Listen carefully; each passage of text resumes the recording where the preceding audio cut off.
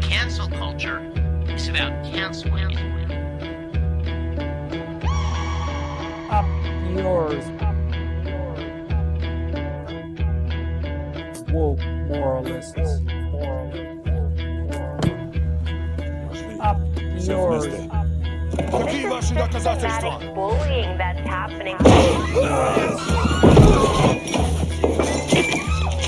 And they believe that Cocaína.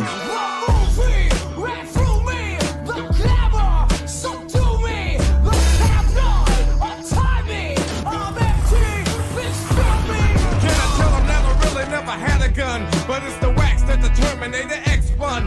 Now they got me in a cell cause my records ain't sell. Cause a brother like me said, well, it's one like this, it's one like this, immaculate conception. Not transform like this, perform like this, which out you a new weapon. I don't contemplate, I meditate, then off your head. This that puts against the bed, this that I got realness, I just push, cause it's in my DNA. I got millions, I got riches building in my DNA. I got junk, I got evil that rot inside my DNA. I got off, I got trouble, some heart inside my DNA.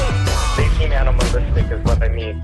No, they're worse than animals. The woke mob, they ruin everything. They stopped Ben Shapiro from going to events and speaking.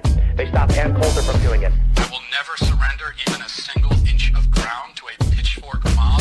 You never cave to the mob. We will never bow to the mob. Ever. No matter what. Do you see the final expression of cancel culture in terrorist groups like... We'll see counters. They want you to fly. Hi, friend. Hey, how we doing? I was already streaming before the show started, and people were asking when's the Leftist Mafia starting, and I was trying to appease them. And I was like, I have the green room in the background. I can tell you all that Mike is there. He's looking handsome as ever. He's ready to start, but he is not as of now. I don't think anyone else is here yet, so it's going to be a Lance and Mike introduction.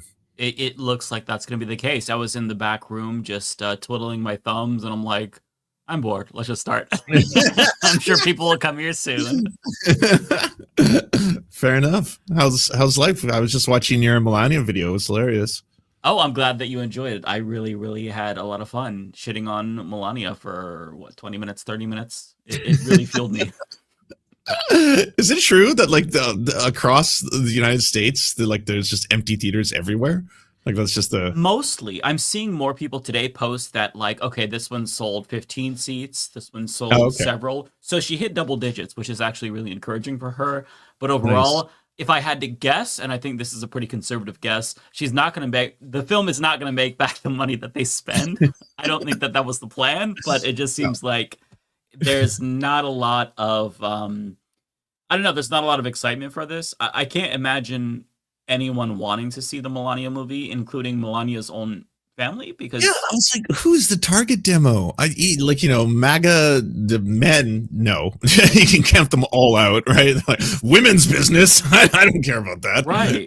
And then I guess MAGA women, I'm sure there's a percentage of Melania superfans that I didn't know about. I don't know. Yeah.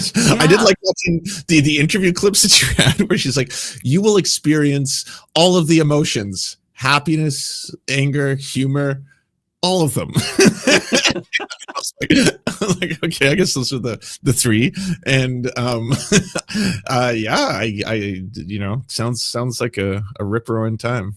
Yeah, she's very much hyping it up a little bit too much, I think. And the problem is that once you set expectations so high, you got to meet those expectations. And I don't know if she's going to be able to pull that off.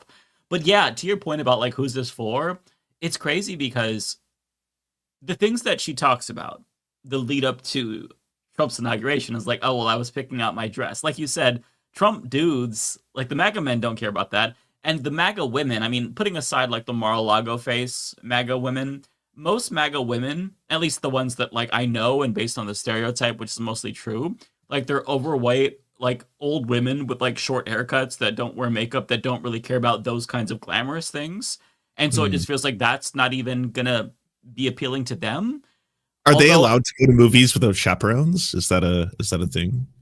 Well, yeah, apparently that's okay. They can still go to movies without chaperones, but they're just I guess certain limitations. They're not they're not following the Bible to the fullest extent. They're not going full Saudi Arabia yet. I think they just want that for everybody else and not for themselves. Like they want maybe Muslim women to have chaperones, or they want women of color to have chaperones, or the Gestapo or something. But for them, it's fine. They get full freedom. But yeah, in a weird way, part of me kind of wants to watch the Melania movie, not like pay any money for it or give it a view, but just maybe download it and watch it just out of curiosity, because I just feel like it's a train wreck, and I want to watch the train wreck in a sense, because this very clearly there was no inspiration for it. They just filmed her 20 days in the lead up to President Neckpussy's inauguration, and it's like, what is exciting about that? I can't imagine. It's like planning for a birthday party, but almost less exciting, because I feel like Sweet 16, you watch something like that, there's intrigue there. There's a DJ you're trying to find. This is just, we're going to go back to the White House. I was already there before, but we're going back. Barron's going to be in it. It's like, okay. I mean, I don't give a fuck about that. Like, it's just crazy. So you're saying the target demo was us all along, just hate watchers? Maybe they're smarter than we give them credit for. Well, that'll be fun. Yeah. So we are supposed to have Qasim Rashid come on relatively soon. Hey, Matt, how's it going? Oh, you are completely silent, at least to me.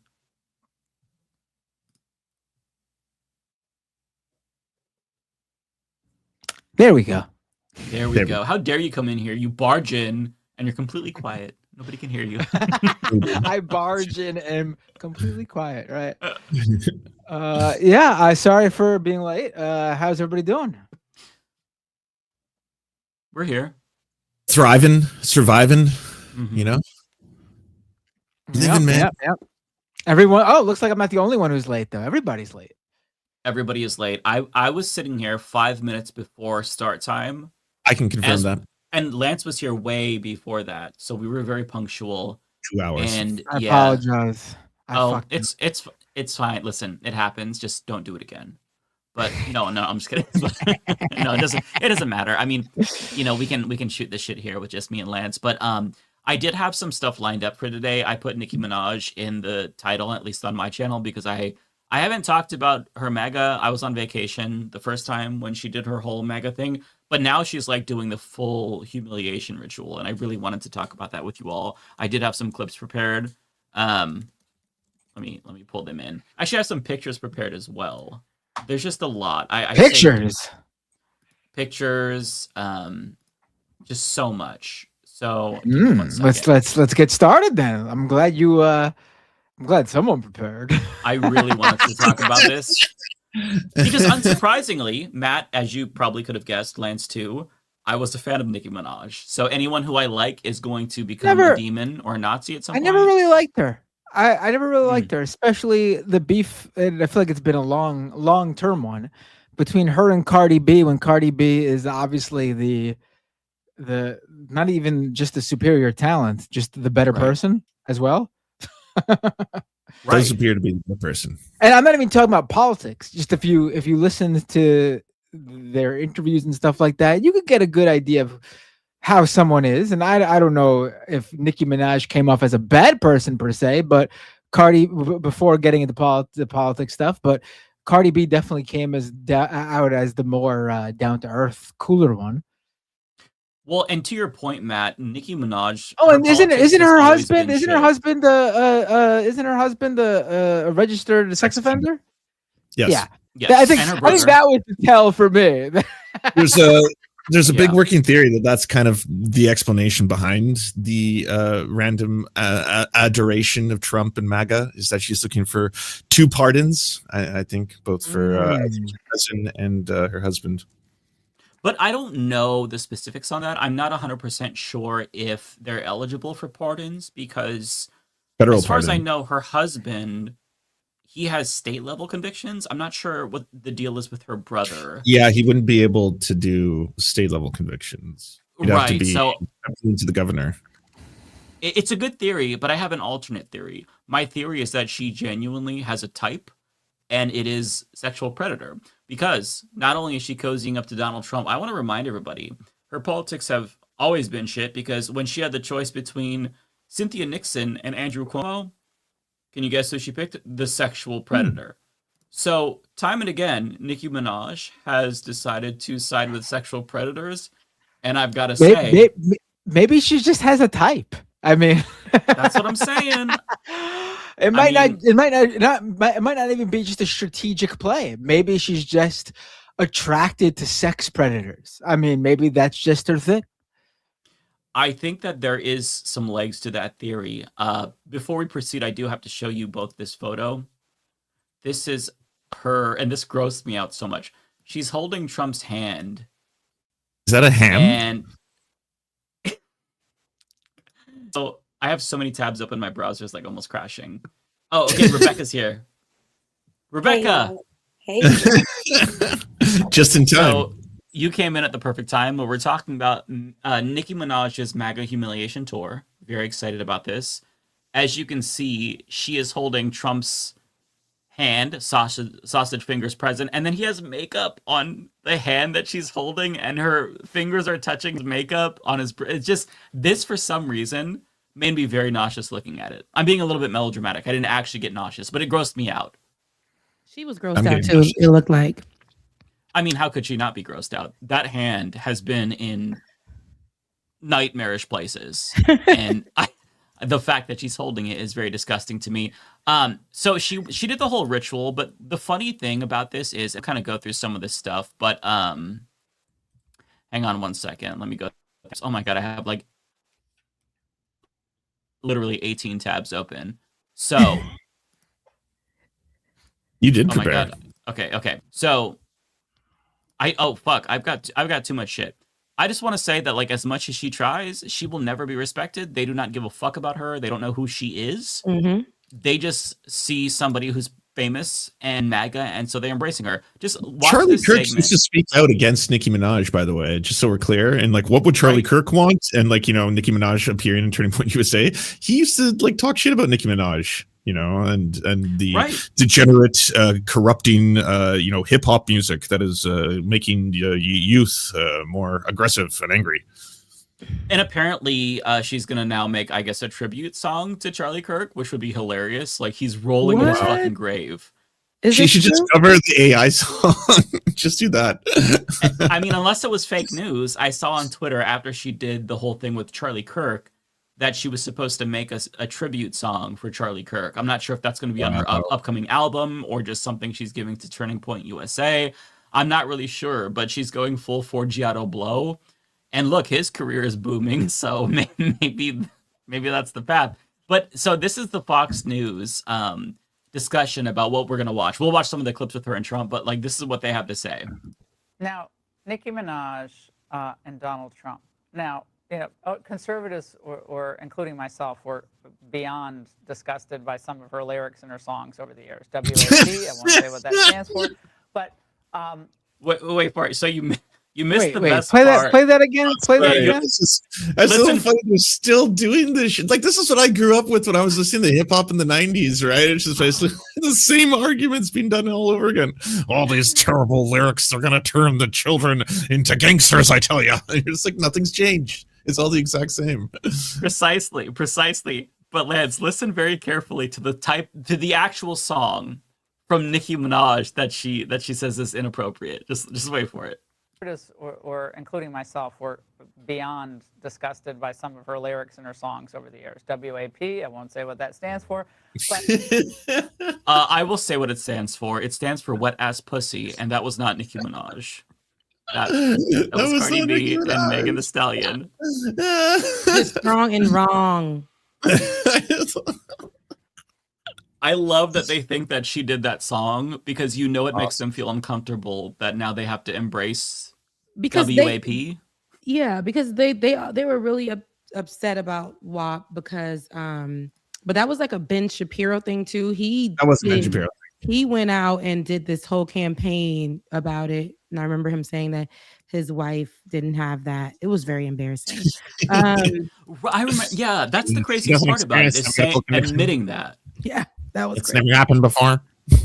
My wife's P word is perfectly dry. Oh, hi, Ariana. Hey guys, the show has finally started. I'm here. Also, what episode is this? I can't. 150 something, 156. I want to say, yeah, Oh my 156. word. Guys, my mentor is about to hop on. I'm excited. I'm really excited. We'll pause the Nicki Minaj stuff when he jumps here. Okay, cool. Okay, It's just carry the on. warm-up. Hello, chat. Okay. Well, you walked in at an awkward time, but conservatives, I'll just catch you up. Nicki Minaj, as you know, probably went full MAGA, and conservatives, even though they're happy that she went full MAGA, they're a little disgusted by her songs, like WAP, for example, which, was definitely sung by Nicki Minaj, famous Nicki Minaj song. Right. Okay, so this is her. So the event in question is the Trump accounts event, where she is, I guess, donating money to Trump accounts. So kids born between, I think, 2027 and 2030 or something are going to get a savings account with $1,000. Not the worst policy Trump has ever, introduced. I think systemic changes would be much better. But, giving money There's to people. a but. Cool. There's a but. What's the but? What's the fucking but? There's a catch here? somewhere, right? So she's there to promote this, though. And she kind of just this is the start of her whole MAGA tour. And when I say MAGA tour, I just want people to understand that, hang on, let me pull it up. So she has gone on Katie Miller's podcast. I play this, but they're making TikToks together. So, there's that. She met with Mike Johnson. She has done photo ops with Scott Bessent or Bussant. I'm not really sure how you say his name. Scott Bussant. And just say what you want to say, Mike. Just go ahead. Just say what you want to say. It's okay. I said it. Just call him Mike Bussant. Oh, I have to reach. I'm hearing it anyway, so. Okay. So the thing you guys saw that Trump actually gave her the Trump Golden Card, right? Yes. I saw well, that. She took a picture of it. Yeah. She didn't have You to guys pay know for what it. it is because that's pretty it's pretty substantial. So Nicki Minaj is an undocumented immigrant. She spoke about that back in 2018 when she spoke out against Donald Trump. She said that she was an undocumented immigrant. She came from Trinidad and Tobago when she was 5. And she's been very much undocumented for a very long time. She still was undocumented up until last night. And then Trump gave her the Trump Golden Card, which for other undocumented people, that would cost $1 million just to acquire. 5 million, right? $1 million, yeah. He just gave it to her. He did, but we all know that there's something that she needs from this. And let's be clear, Nicki Minaj ain't shit right now. How she's shucking and jiving ain't shit. There's nothing about this that is pleasing. It shouldn't be pleasing to nobody. There is something that she needs. She's probably in financial whatever. We really don't know, but we know that this right here is cooning at its best. But undocumented. She came here undocumented. Now she must have got some papers at some point. That's how she became, America's favorite rapper or whatever. She was making American money. That's how she got rich. So, the undocumented thing, she came here undocumented. She got some papers. Now to become a citizen, I'm pretty sure that this is where we've gotten. And, being on her knees and renting penthouses on Donald Trump's balls is where she got her gold card. So that, just to be clear, because she wouldn't be able to accept no American money, do the traveling that she did if she was still undocumented. Of course, she had some paperwork working in her favor, but she came here undocumented. She tweeted that story, when she was against whoever was running at the time in politics. But she's also had her politics have not always been best. She's rapped about the ops, who were supposed to be her ops, in favor of them at one point. And then she's done it where, she want a Barack and Michelle type love, and she said she didn't want the Melania and Trump love. We saw that at one of her things. So she's getting all her money's worth or whatever she needs from this, and probably to get her husband off of his pedophilia cases and whatever it is. But we were it's talking really that bad how was a this is state going charge, though. Do you know more about that, Rebecca? Because apparently the husband is a state charge, but maybe the cousin is a federal charge. Yeah. Different pardons. Sorry. He has both, and Trump can only pardon federal charges, but most of his charges are state. Okay. Oh, okay. So I do want to bring in our guest really quick because he just arrived. So let me take Nicki Minaj off the screen really quick here. So that way, oh, here we go. Nicki. We'll bring her back. But I at least want to introduce our guest here. Welcome to the show. How's it going? It's great to be here, man. Hi. Thanks for having me. Hi, Qasim. Hey, Ariana. Happy to good have see you, Qasim. Followed you for a very long time. I don't think that we've spoken, but always been a fan of your work. Really happy Thank to you. see you here. Thank you. Good to connect, man. Good to connect with good people trying to fight fascism. So I'm game. Absolutely. So tell the chat, I'm sure most of the chat knows who you are, but tell us a little bit about yourself and what you do and what you've been up to lately. Yeah, man. I'm a human rights lawyer. Been working in the space for about 15 years. Content creator as well. And the funny thing is, I was talking to Ariana about this. YouTube is my oldest platform. It's also my smallest platform. So I'm trying to get it up to something respectable. Got off to a good start. But a lot of my work focuses on human rights, racial justice, gender justice, economic justice, kind of anything that touches human rights, whether it's domestic or international. I'm my priority is to be well read and researched on it and be able to talk about these things intelligently. Certainly lean left by contemporary standards, but I'm not at all shy about criticizing Democrats. I was joking. Hakeem Jeffries muted me on Threads because I was going after him so hard, which I'll take that as a badge of honor. But yeah, I'm at Qasim Rashid across all platforms, Substack, Facebook, Instagram, what have you. And great to be here, man. Yeah, happy to have you. Good to have you. Ariana says you've been doing a lot of work with the Minneapolis occupation currently. Yeah. I don't know if you're still on the ground there or whatnot, but can you tell us a little bit about the situation and what you've been experiencing? Yeah, I'm back home now, but I had a chance to be out there. I was out there the day before Alex Preddy was shot and killed down the street, on the same street just down from where he was killed. And, there's two things that I learned being there. One, people are severely traumatized. I mean, there is a real trauma everywhere you go. You walk into a shop, the shopkeeper looks up to make sure that it's not an ICE fascist, that it's somebody that they can recognize and trust. You walk into any kind of personal establishment. Faith communities have signs. Churches, mosques, synagogues have signs outside that ICE is not welcome here. And it's important because we already know the ICE memo from May 12th of last year saying that they don't need judicial warrants to raid these private estates. So it's clear-cut fascism. So people are traumatized from that. Parents are afraid their kids are going to be scooped up. Kids are afraid they're going to come home and their parents are gone. And that trauma is real. But the second thing that I learned is that they're not paralyzed. They're active. They're engaged. They're supporting one another. They're getting each other food. Those who are undocumented or may have immigration status in process are being helped by those who are citizens.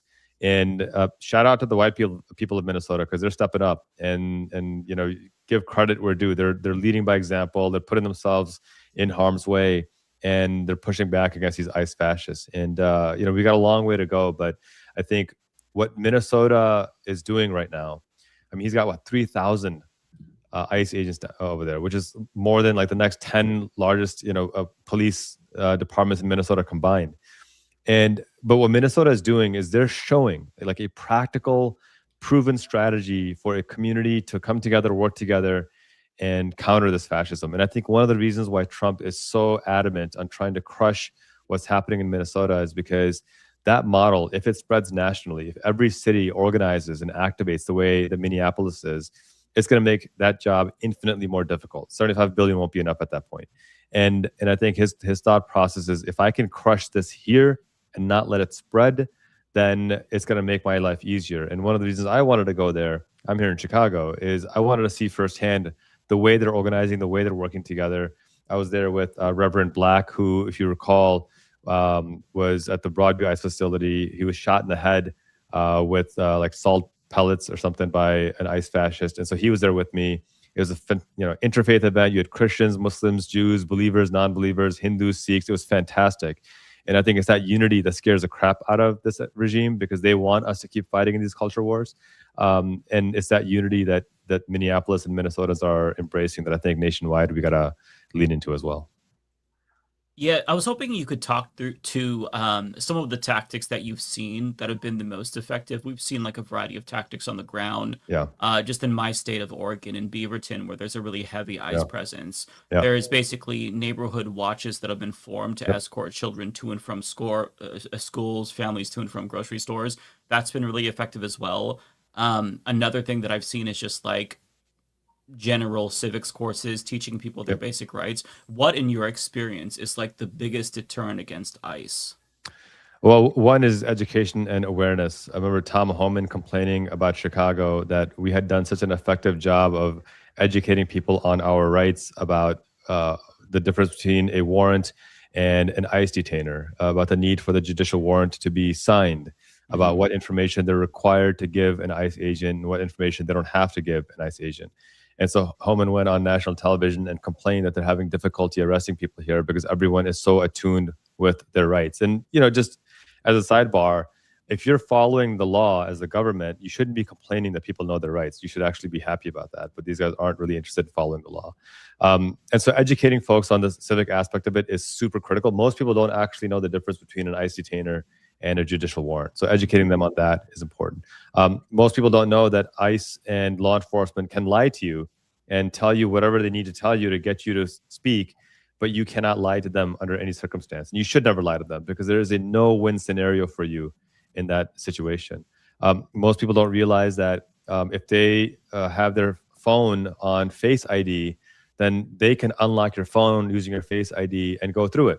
But if it's locked with a passcode, they can't force you to enter the passcode and get into it. And so, you know, these little subtle things go a long way, or the fact that you should have your A number memorized, you should have your lawyer's number memorized, your family should know where you are at all times. Like these little subtle things can go a long way to just jam up the process and make it more difficult. And then other things, like a community thing that's happening in Minnesota is every freaking person has a whistle. So they see ICE and they start blowing their whistles and announce right away that ICE is in the vicinity, it spreads. And then anyone who might be a suspect, because to ICE, everyone's a suspect, can then decide, hey, I need to get to a place of safety. And people are literally hiding their neighbors and getting them to a place where they can be safe until ICE passes. But I'll close with this. ICE is getting smart about it. They're starting to embed themselves. They already, you know, were hiding their identities with their masks and with their, you know, their sunglasses and their hoodies. Now they're shedding all of that and pretending to be just one of the guys in the street, not making any indication that they're going completely undercover. And that's also scary because now they're kind of trying to embed themselves and then flag for their the rest of the ICE fascists of, you know, here's this person, come grab them at this place and time. So we got to be more careful because they're getting smarter as well. And while you're covering this, like as a creator, a journalist who's on the ground giving people, you know, first sight on what's going on, how hard has it been for you? Because I know that ICE, when they see anybody with their cell phone or media, you're instantly a target. And we know that they're targeting people, anybody who's trying to cover this on the ground. So how hard has it been for you? Yeah, you got to keep your head on a swivel. I've been protesting these ICE facilities here in Chicago for the last 7-8 months. And on 2 occasions, I've been nearly arrested for something that you would consider arbitrary. We were standing behind a cement barricade 200 meters away from the ICE facility, and the cops start screaming at us to move, just completely arbitrarily. And I stopped to ask the question, I need to understand why, and they just started arresting people. I mean, like no answer, just started. And on another occasion, I stood on a barrier to get a better shot. The cop tells me to get down. I said, why? He goes, well, I can't force you to, but it's for your own safety. And I said, yeah, I'm sure you're worried about my safety. I'm fine. I took the pictures I wanted. There's a guy next to me taking pictures as well. I walk away. 30 seconds later, I turn back. They arrested the other guy. And so keeping your head on a swivel is really important. Keeping your calm is extremely important, and that can be difficult when they're screaming in your face. At one of the protests I was at, they arbitrarily deployed pepper spray and pepper balls, and I was not directly hit. I was about 50 feet away, but the air became so toxic that everyone's coughing, you're moving away, and it was arbitrary. I mean, there was no movement by us. We were literally sitting there singing songs and talking to one another and just being present. They deploy these pepper balls. And lo and behold, I look on the news an hour later, and Pam Bondi is on national television saying, 200 rioters attacked the ICE facility, and in self-defense, they had to deploy these pepper balls. And that's where the next point comes in. Record everything, because I put out my video that this is what she's talking about. We're sitting there minding our business, exercising our First Amendment constitutionally protected right of peaceful protest, and they just arbitrarily attacked us. And so having that in front of you, having your camera in front of you and being able to record everything is going to be critical. If you read the DHS statement on the murder of Alex Preddy, it is a completely different reality than what actually happened. If you read the Minnesota Police Department statement on the murder of George Floyd, it's a completely different statement than what actually happened. And just remember, law enforcement can lie. There's no restriction to them lying, and corporate media is just going to be stenographers and just repeat what they have to say. That's why we need to be present and bear witness and record and upload this stuff as soon as possible. And that's a great point, because with Alex, they immediately, while his body was still on the ground, put out misinformation, lies on purpose. They controlled the narrative. They did the same thing for Renee. They did the same thing for Keith Porter Jr. They did the same thing with the ones that they're not covering, the immigrants that they've killed, that they've not covering, even the ones that are within the immigration detention centers. So it is tough to combat that, especially with you being somebody who's on the ground covering this stuff, and they're telling us not to believe what we're seeing, and not to trust y'all, but to trust what they're saying. So definitely, well, thank you for even going out there and doing what you're doing. You said you're out in Chicago. I know that there was the big story last year where they went to the apartment complex and took them children and people and in the middle of the night. And so are they still protesting about that there, or is there still a big ICE presence there? There's not as big as like Minnesota or Maine, or as I'm hearing now, Arizona, but they do have an ICE processing facility in Broadview, Illinois, which is a suburb just outside the city limits on the west side of Chicago.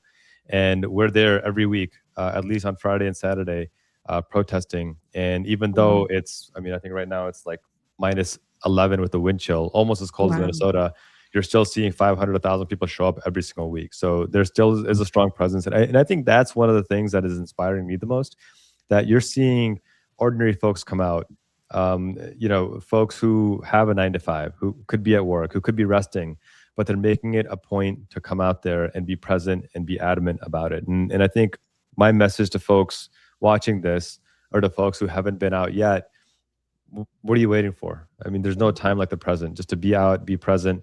And I've taken at least a dozen people with me that have never gone before, just to show them, hey, it's not as scary as they're making it out to be. And your safety actually is not in the comfort of your home right now. Your safety is to be out here exercising your First Amendment right while we still can. Because if there's one thing that I think is explicitly clear to me, is that it's going to get worse. They are going to escalate the violence. And the only way we can prevent that is to preempt that. And that is by being present and taking up that space before they can. Yeah, and not backing down.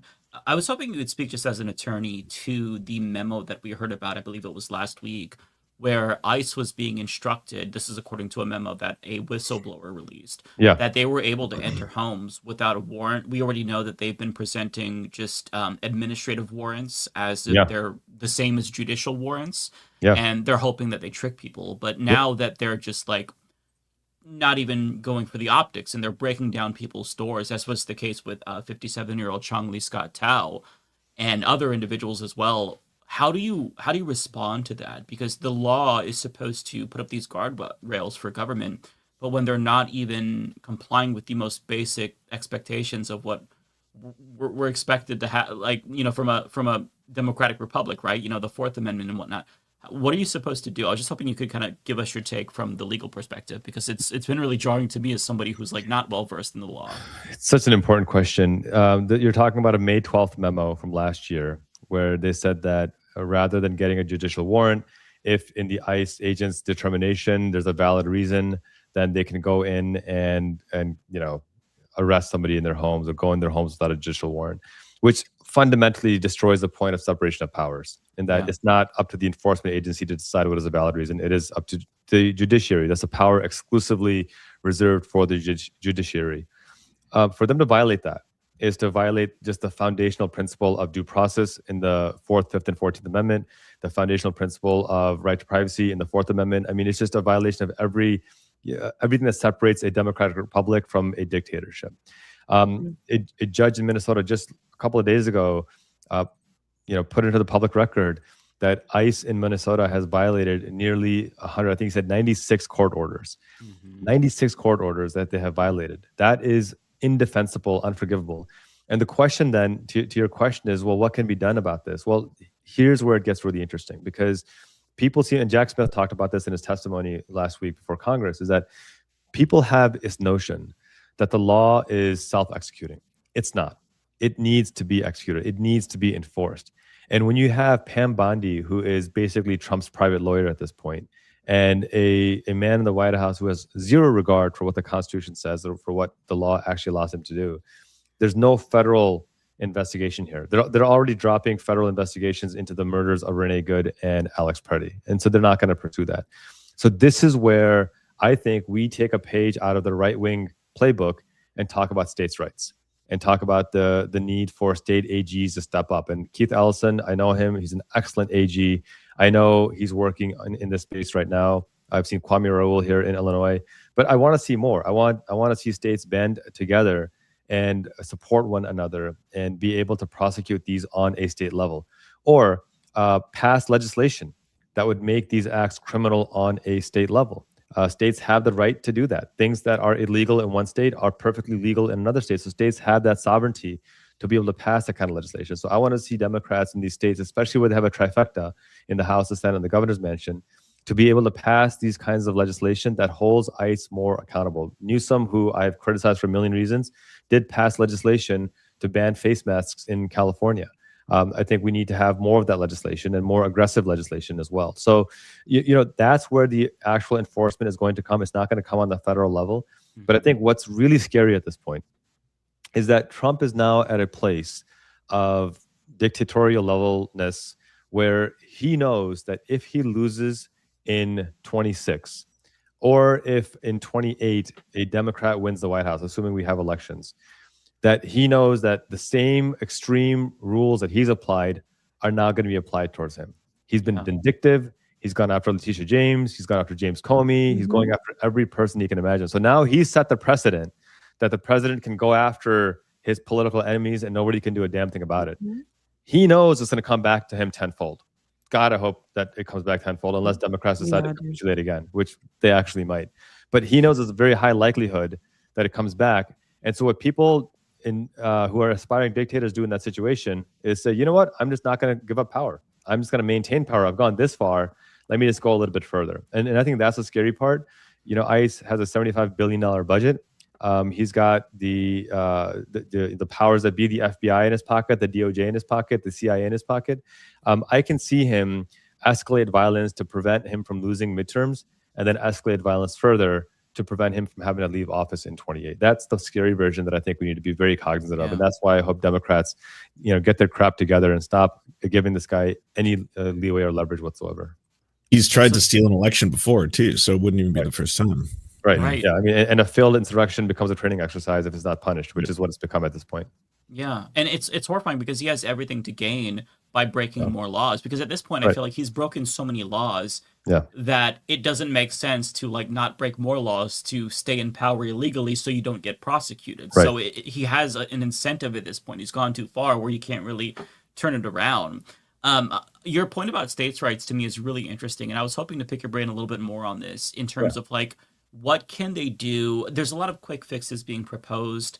There is the idea that Jacob Frey, the mayor of Minneapolis, have the police arrest ICE agents. There's also this idea that Tim Walz should use the National Guard, assuming Trump doesn't nationalize it, to get them to try to, keep the peace more.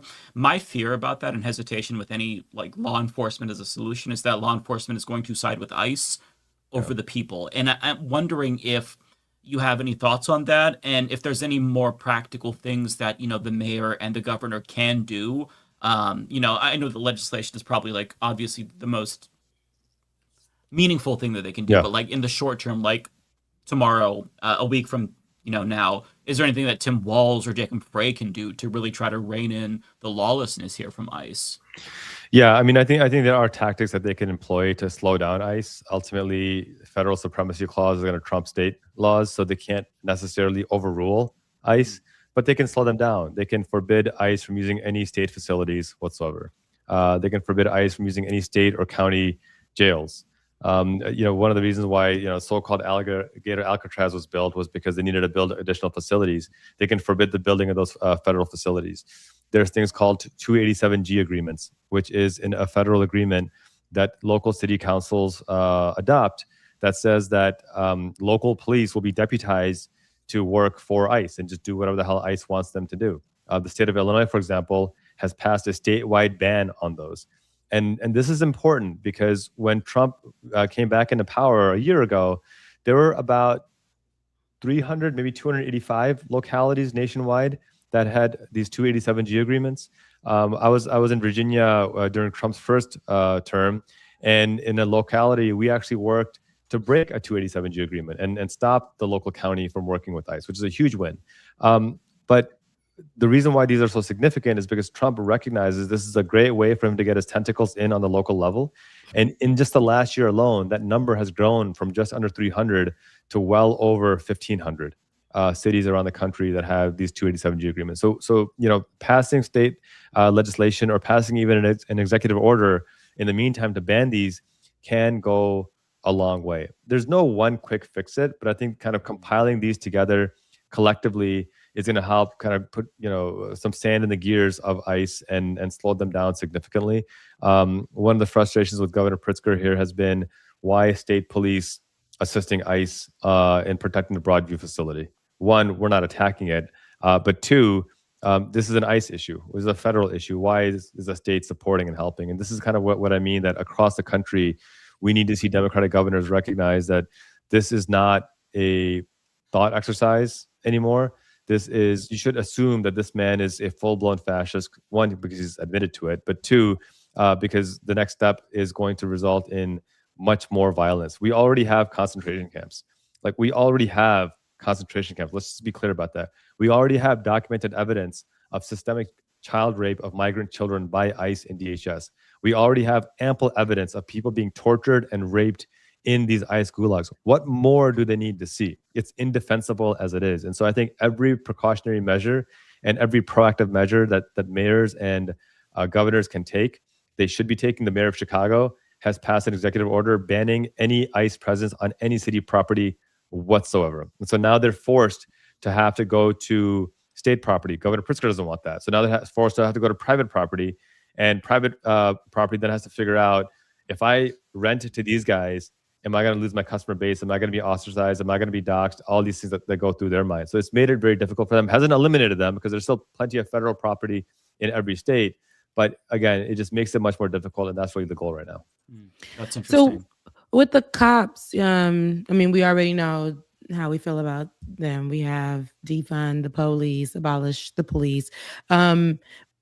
ICE is like on an extreme level of law enforcement right now. Anybody can get it, basically. And there seems to be a disconnect in Minneapolis that people are witnessing when it comes to, law enforcement getting there, police officers getting there to the scene and not being able to handle the situations that involve ICE when they're murdering people or, shooting them with gas or rubber bullets or whatever. They're not able to really take care of anything because ICE basically pauses the moment until they get word from ICE or, their bosses. So what is that like? And we're seeing we're seeing this fallout happen in real time where there's a disconnect, right? They're not joining forces. Do you think that there'll be something where the police start to speak up and do their own type of protests and handle the situation and be able to act when ICE does this at some point? Or do you think that ICE will continue to grow in their power and just nothing gets done? Rebecca, I think if law enforcement was going to speak up, they would have spoken up by now. Mm-hmm. If local police were going to speak up, they would have spoken up by now. Mm-hmm. I don't think they have any interest in speaking up. Simple as that. I mean, prove me wrong. I mean, maybe I'll be dead wrong. But I forget which congressman or senator it was, but he goes, 75 billion for ICE is way too much. My bill reallocates that to local police. And I'm like, oh my God. What the hell's the matter with you? Like police kill 2,000 people a year already. Like how is that going to solve anything? No, like I fear you missed the point completely. Yeah. Do that. So I don't think that's gonna happen, Rebecca. I mean, I love your optimism, and I would love to sit here and say, yeah, it's gonna happen any day now, but it's not. It's just simply not. Remember, qualified immunity, the same qualified immunity that JD Vance is citing to ICE officers to do whatever the hell you want because you got qualified immunity.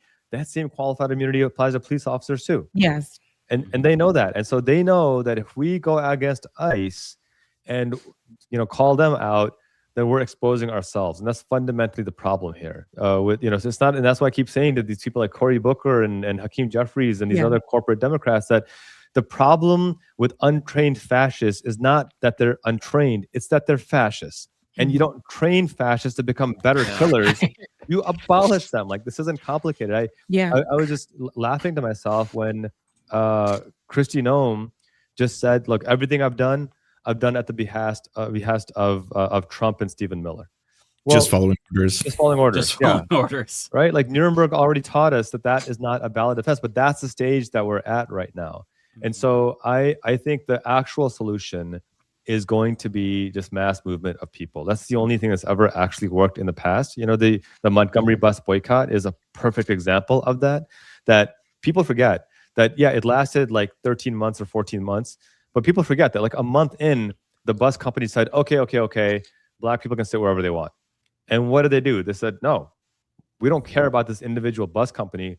We want to change the system that is allowing segregation to perpetuate. And it wasn't until the Supreme Court ruled that this segregation is wrong nationally, until the system was changed. It wasn't until that happened that the boycott actually ended. And so, these nominal things like trading Bavino for Tom Homan. Somebody on Twitter or Thread said that exchanging Bavino for Homan is like crapping your pants and changing your shirt. Like, it doesn't actually solve a damn thing. It's a nasty visual, but it actually applies pretty appropriately over here. Oh, that's apt. That's where we are right now. I do have a question. So from my understanding of the Montgomery bus boycott was that it was super planned out for months and months ahead. Rosa Parks was picked out very prior to that. I mean, I feel like, and please correct me if I'm wrong, this could partially be my ignorance as well. I feel like when it comes to that era, there were very specific leaders telling people, like very specific leaders, very specific direction, and a lot of solidarity, right? Like community solidarity.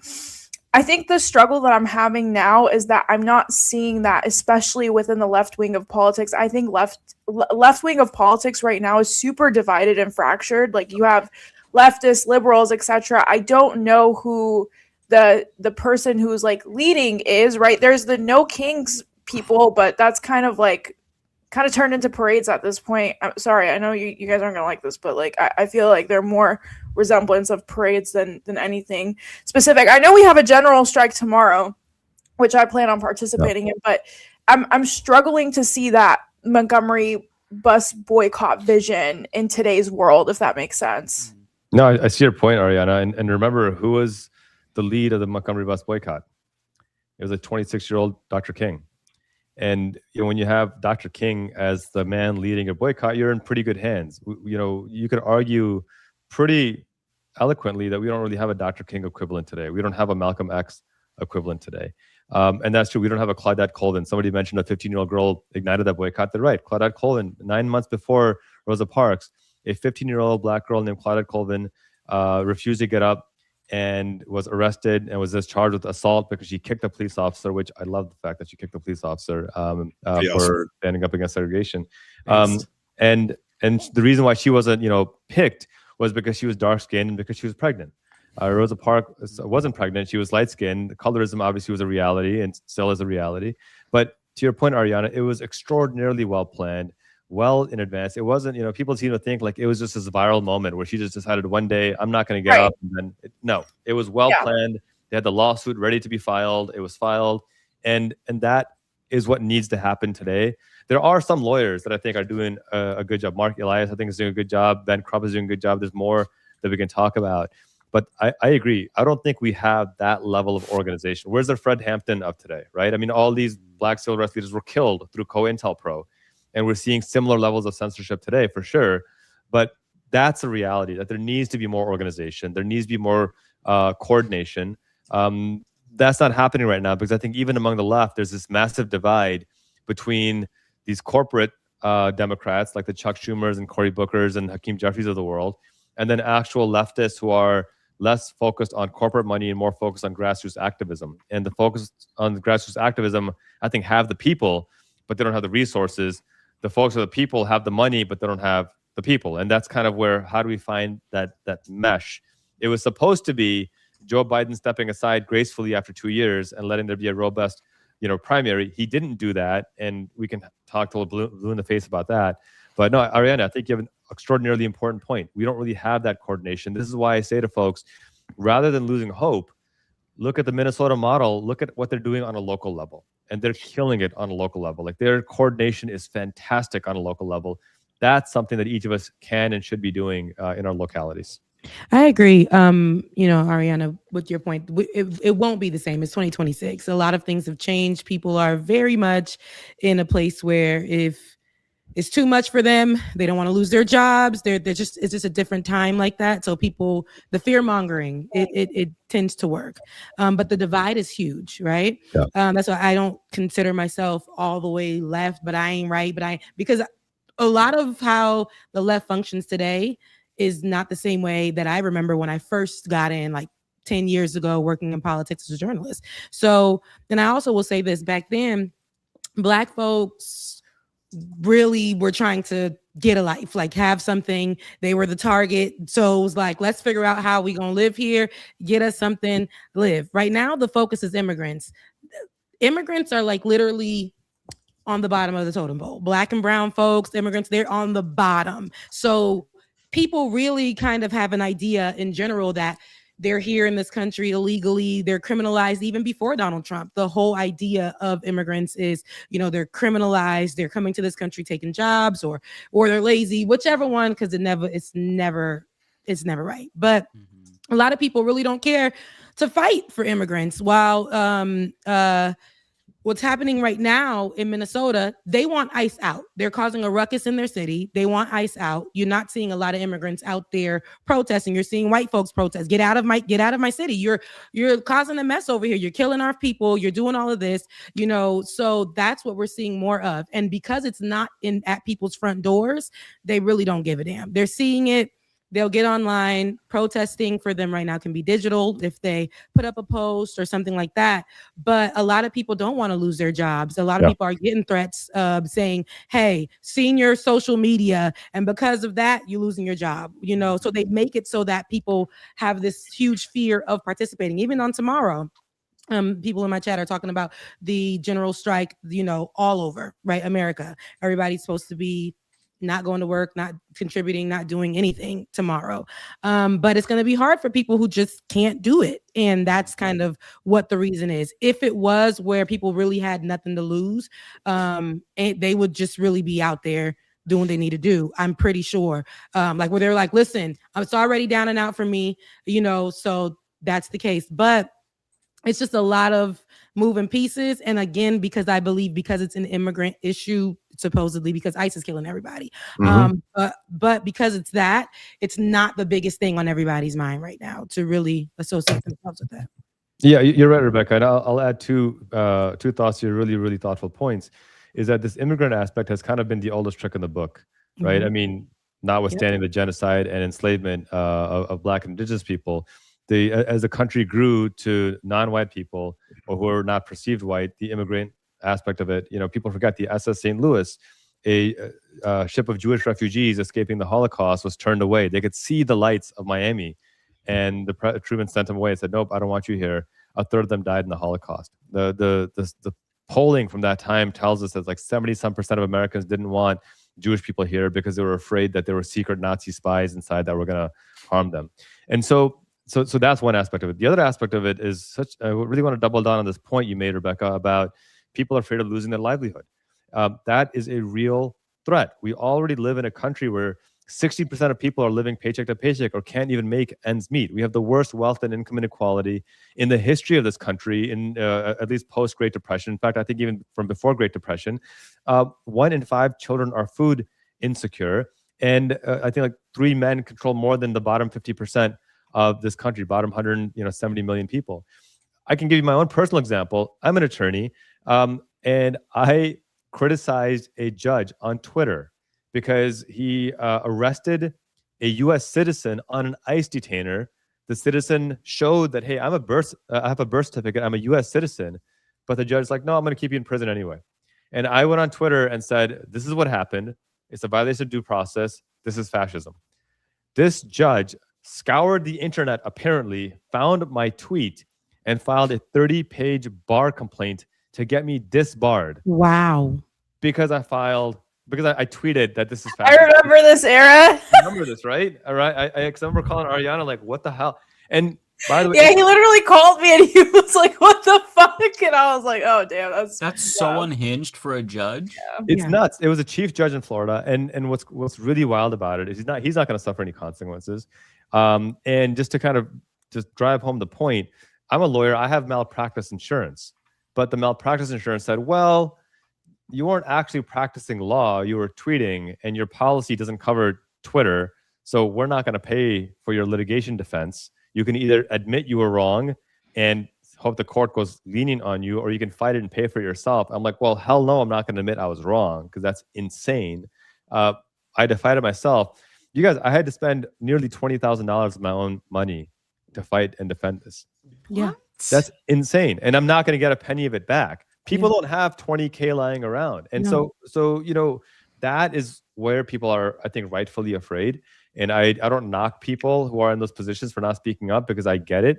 The only people that I actually knock are those who are of means, like who have money, who have power, who have status, and are still cowardly. Like someone like a Mark Zuckerberg. My dude, you got more money than you could ever even imagine, and you're still getting down on your hands and knees and begging Trump and bootlicking him. Like, what is the point of FU money if you're still going to be someone's little minion and do whatever fascist things they want you to do? So that's a reality. And for those watching, I'll make a plug to every person on here. You should be supporting these independent journalists and voices. Subscribe to them, throw them a few bucks a month, because it goes a long way and it's important. And it's one thing that allows us to be able to speak truth to power without fear of, hey, if I say this, am I going to lose the ability to pay my rent? Especially as corporate media is groveling before Trump. These independent voices are what's going to carry us through. So if you have a few extra bucks, if you don't worry about it. But if you do, definitely invest, because if we want a future where we have actual voices speaking truth to power,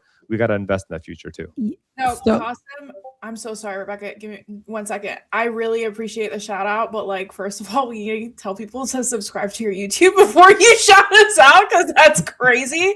I put his YouTube in the private chat for everyone else to put his YouTube in, but we're trying to get him to 30,000 subscribers, and he's clearly a badass. So I'm posting that in the subscribe, people. Absolutely. Everybody go subscribe right now. This man has been my mentor for years and a year, I think, a little over a year, and I vouch for him wholeheartedly. He's like the uncle I never had. So please, everyone, go subscribe. But anyways, Rebecca, go on. Sorry, I didn't mean to cut you off. Oh no, absolutely. Make sure you guys definitely subscribe. I've seen your work online.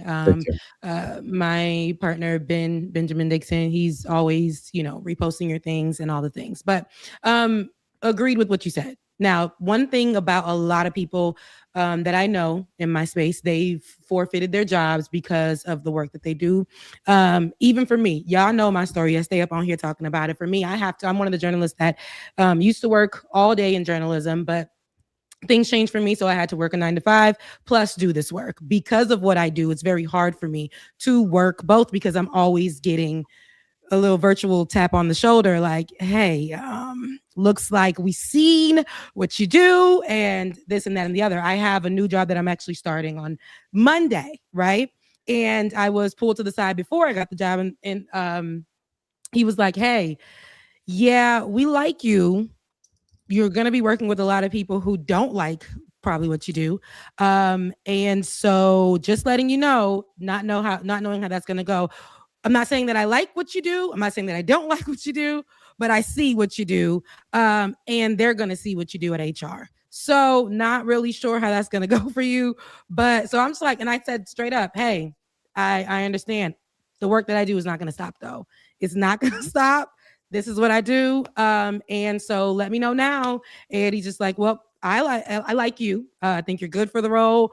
So that's what I have to deal with that constantly. So some days it's tough. Some days I'm breezing through, and some days it's really tough. So when you choose to do this work at all, it's like your livelihood is, especially under this administration, it's like you become a target.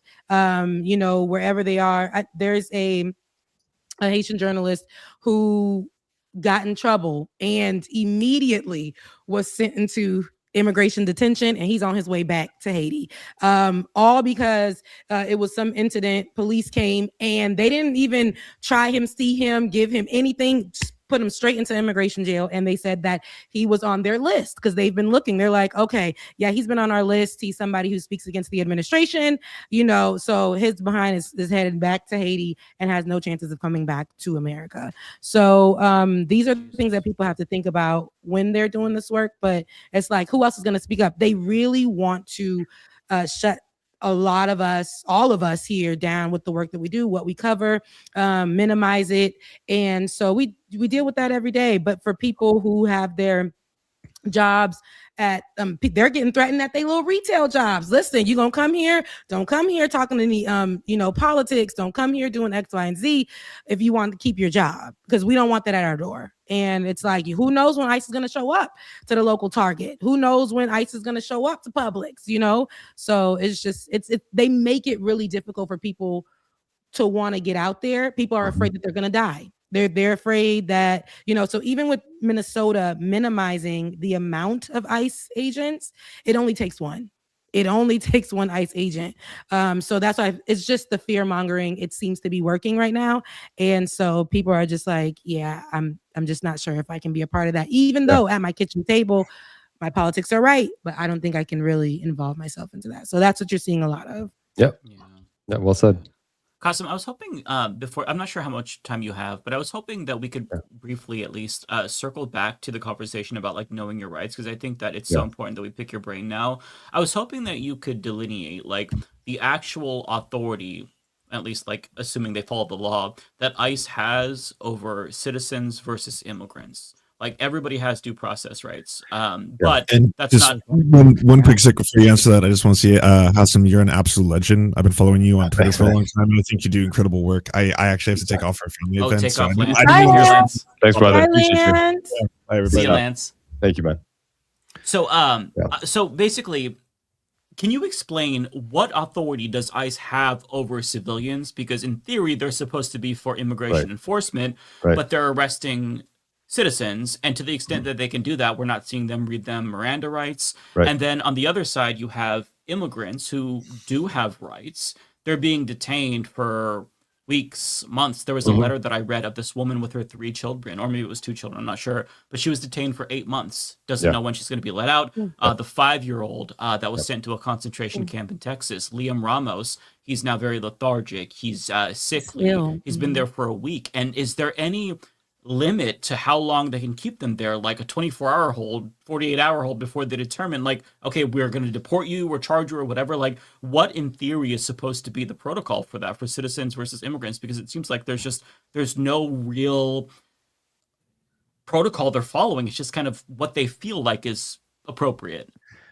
Mike, let me start by saying that the confusion you're feeling is exactly what they want. They want us to be confused as hell as to what's going on. It's not you're a super smart guy and you can't figure it out, not because you're not smart, but because it's designed to confuse. This is the whole point of it.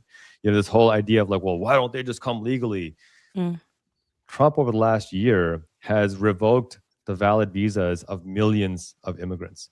And so with a stroke of a pen, millions of people who did everything right, everything the way they were supposed to, jumped through all the hoops, paid all the exorbitant fees, waited through all the lines, got their biometrics, got their criminal background checks in this country, their home country, every country they've been in, did everything the way they're supposed to. This fascist with a stroke of the pen says, you know what? No, you're all illegal suddenly. So this whole argument of why don't they just come legally is a farce. It's nonsense. There is not a single descendant of a European colonizer whose ancestors did a fraction of what is being required of people right now. Not even a fraction. So there's just no comparison. So for them to say, well, you know, my grandfather came here legally, by today's standards, he was the most illegal of immigrants, using their words. I use undocumented because that's a humane way to recognize people, but according to their language, their own grandfathers and grandmothers are the most illegal there is. So that's one. Two, the Supreme Court has made it extraordinarily confusing as well, because the Supreme Court, being a right-wing MAGA court, has basically thrown out any sense of precedence. And the Kavanaugh ruling recently just flat out said that, hey, looking at someone's ethnicity is a valid reason to question someone's citizenship. That is fascism. It's absurd. There is no definition of an American. Kavanaugh is basically saying that unless he's a straight white male that likes to drink beer like me, you can question him because he may not be a citizen. Folks don't realize there are about 600,000 undocumented, mostly white Canadian and European immigrants in this country right now. 600,000. That's bigger than most cities. When was the last time you saw them rounding up white kids and putting them in cages and separating them from their parents? It's not going to happen, because this is not about immigration. It's about white supremacy. Third thing, now to really drill into what rights people have in front of ICE, whether you're an undocumented immigrant or a U.S. citizen, the same due process rights apply to every person in this country. The Constitution does not say that every citizen is afforded these rights, or no citizen shall be denied these rights. It says no person. It specifically says no person. And the only argument ever used to deny due process was to say that Black and Indigenous people were subhuman, and therefore these rights don't apply to them. The famous Dred Scott ruling that the white supremacist Chief Justice of the 1857 Supreme Court ruled that the due process clause of the Constitution does not apply to Black people because they are subhuman, and therefore they are not persons. That's, legal scholars basically point to that as the last ruling that essentially triggered the Civil War at that point in time. And so the Supreme Court, 150 years later, is still doing the same dirty work of right-wing fascists. And when you have a ruling that says that, hey, you can check someone based on skin color, well, then that's a fundamental problem. The Supreme Court has also ruled about this arbitrary 100-mile border, that within 100 miles, the Fourth Amendment doesn't really apply the same way it applies within those 100 miles.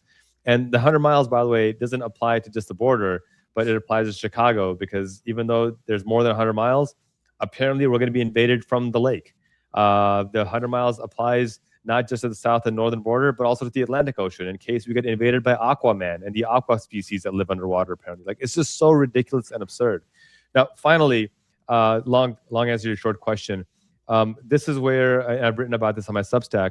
This is where I go back to, if you're a citizen, the only time that ICE can actually arrest you is if they can argue that you are impeding their duties, if you were impeding arrest, if you were causing them harm or threatening them. And as we've seen from Renee Good and Alex Preddy, they will find any goddamn excuse out there to make that claim. Every single excuse possible they will find. So that's why you got to have your head on a swivel. The actual law, as it's been historically applied, even before 2003, before ICE was invented, is that a detainer by an agency, a law enforcement agency, is meritless. It has zero meaning whatsoever. It's as valid as a napkin you use to wipe your mouth after you eat. What actually matters is a signed judicial warrant. So not even a judicial warrant. An unsigned warrant is pathetic. It's worthless. It has to be a signed judicial warrant. And the only way that ICE can get a signed judicial warrant is they have to take their evidence, present it before a judge, show beyond a reasonable doubt, or at least probable cause at that point, or likelihood that this person is guilty of this crime that we're accusing him of. And then the warrant specifies what they are allowed to do, where they are allowed to search, very specifically down to a detail. And then once that is presented, at that point in time, they can detain that person for that particular reason and nothing else. That's the way it's supposed to work. That's not the way it is working right now. And I think people need to be aware of that. Yeah. Thanks for explaining that, because it is confusing on purpose, and it's really difficult because you see, you try to make heads or tails of what you're seeing and the chaos and all of the different jurisdictional overlap, and there's ICE, and then there's Border Patrol, federal, state. It gets muddy. So I appreciate you taking the time to really clarify that because it's overwhelming if you don't have a legal background, and I'm sure it is even if you do, just because there's so much bullshit going on. But before you go, one last time, can you please plug your work? Tell us more about your Substack, and I'm going to put the link to your YouTube in the chat again, and really highly encourage everybody to go and subscribe. I appreciate you guys. I appreciate the work you're doing. I appreciate the platform and the conversation. My YouTube is just at my name, at Qasim Rashid. My Substack is also at QasimRashid.com. And I put out daily content on human rights, on basically all these things that corporate media ignores. There's no paywall. None of my content has a paywall. You can be a paid subscriber, but let me be clear, it gets you no special benefit other than the good feeling that you're supporting a human rights lawyer who also is devilishly handsome. That's about it. There's nothing else you're going to get. Okay. You got me over here nodding. Me too. I'm like, and, okay. I agree. Two smart, intelligent women nodded, so it must be true now. You're just like me when it comes to marketing. Subscribe to me, you get nothing in return except what everyone else gets too. No bonuses. It just felt salty for me to be like, hey, your rights are under attack, and if you give me $5, I'll tell you how to protect yourself. It just feels so gimmicky and tricky. No, I hear you. You can support me, and I'd love if you do, but I don't ever want someone to support me and put themselves in a financial pinch. But if you do have a few bucks, you help subsidize it for other folks as well. But at Qasim Rashid across all platforms, put out daily content, subscribe, share all the good stuff. But I appreciate you guys. Thank you so much again, Qasim. Thanks This has for been coming on. super enlightening. Really appreciate this. Appreciate you guys. Thank you, guys. We'll do this again soon, all right? Yes, please. That'd be great. Definitely. Bye. That was incredible. That was good. Yeah. Yeah. Thanks for setting glad that you up, guys Ariana. did. Takes a lot for me to sit back. Yeah, of and course. I and be mean, quiet. So yeah. No, Qasim's so great. Like I said, he's been my mentor for a while now. One of the people that I trust with my life. Super, just such a good person inside and out. I 100% vouch for him. I know he's been putting in a lot of work on his YouTube. So I really wanted to also, if you guys haven't subscribed, definitely subscribe. But I'm really glad you guys enjoyed that. It was very informative. I even learned things that I didn't know. So I'm glad you guys enjoyed it. Yeah, no, that was great. That was great because it's there's so much going on and news stories just kind of like breeze past you, and like you really have to take the time to learn the intricacies, especially regarding the law, because like as he said, it is so important to know your rights. You know, they're not following the law and the Constitution, but still, it really is a weapon. It's a deterrent, rather, you know, against fascism. At least it still is. But yeah, did you all want to pivot back to? It's hard to go back to a silly topic like Nicki Minaj after that. now but I back think to Fox News saying that Nicki Minaj it's is nice the one to who sandwich made serious stories with unserious I feel stories. like that's very valid, just because like everything we talk about is super heavy. So if we want to talk about other things, we should be able to without you guys scorning us for being leftists that want to have fun. Jeez. But no, it's even talking about her, it's still, you know, par for the course. Like she literally is a part of the conversation and what's going on. No, actually, represents somebody who, you know, is just like her, but doesn't have the money or doesn't have the opportunity to get up next to Donald Trump and get a gold card or all the things. So, you know, but yeah, seeing her just be up there and be a mess, I definitely don't mind having that conversation. So it also ties into the conversation we were having with Qasim, because I find it so infuriating that she, as an immigrant herself, is aligning with this regime that is terrorizing immigrants. I think that is so cruel. She knows that would be her family too if she wasn't in the position that she's in, but she doesn't care. And one thing that is, if you go to her Twitter right now, let me pull this up. She is crashing out because people are not correctly saying what it was that Trump gave her. So this is just, so by the way, there's like multiple tweets that she has of Chucky. I'm not really sure if this is like a running thing for her. Yes, but it is. Oh, it is. Okay. Well, she says this Trump here. gave her? Yeah, it's like a running bit. Oh, okay. I had no idea, because I was a fan of her music, but I'm not one of the barbs. I just I listened to it when it came on. But in this one, she says it's the card that she got, referring to the gold card free of charge that Trump gave her, Residency, the cope is coping, finalizing that citizenship paperwork The as cope we is speak, coping. as per my wonderful, gracious, charming president, thanks to the petition. So, for those who don't know, there was a petition. It was almost like 100,000 signatures of people saying to deport her to Trinidad because she was apparently undocumented. And she said, I wouldn't have done it without you. So she's kind of like, this is a gotcha to the people who wanted to get her deported. And go ahead, Rebecca. It's, so for me, and I'm going to it started such a xenophobic conversation on the internet. Yeah. That's what I don't like. I agree. And that's why I was like, okay, she done did a million different things. We can read her rights. We can say, girl, you are doing this. Meanwhile, Donald Trump would take people like you and ship them back off, right? You just and also it's the misinformation that's surrounded too. It's like she came here with no papers, but she wouldn't be a superstar if she had no papers. Like she wouldn't be able to get or make money, if she had nothing that would be documented to allow her to do so. So there was some paperwork, right, that she had that allowed her to do what she did and to be here and because at one point, Nicki Minaj was everybody's queen. She was, the Barbs, she had them all over the internet. And she has this new set of Barbs that don't even know what a Barb it really is on the right. So we can call out the trash that she's doing, the trash that she is, without saying and using xenophobic verbiage. Like we don't have to do that because right now is especially not the time. The kinds of conversations that I seen online that came from that, and even under Olay's recent video, people were literally under there saying like, that's why we don't want your ass here. We never wanted y'all here. Immigrants and immigrants, let's tell the truth.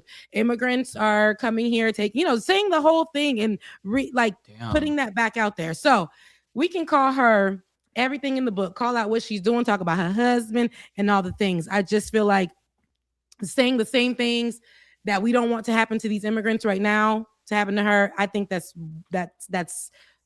beside the point because it's going to bring people back to a xenophobic place that they were just at when people were protesting last year in California. Like that's not our fight. We don't want to be a part of that. That ain't, she ain't one of us and all that BS. But let her look stupid. Now, this right here is somebody on. I'm not gonna say she's on drugs.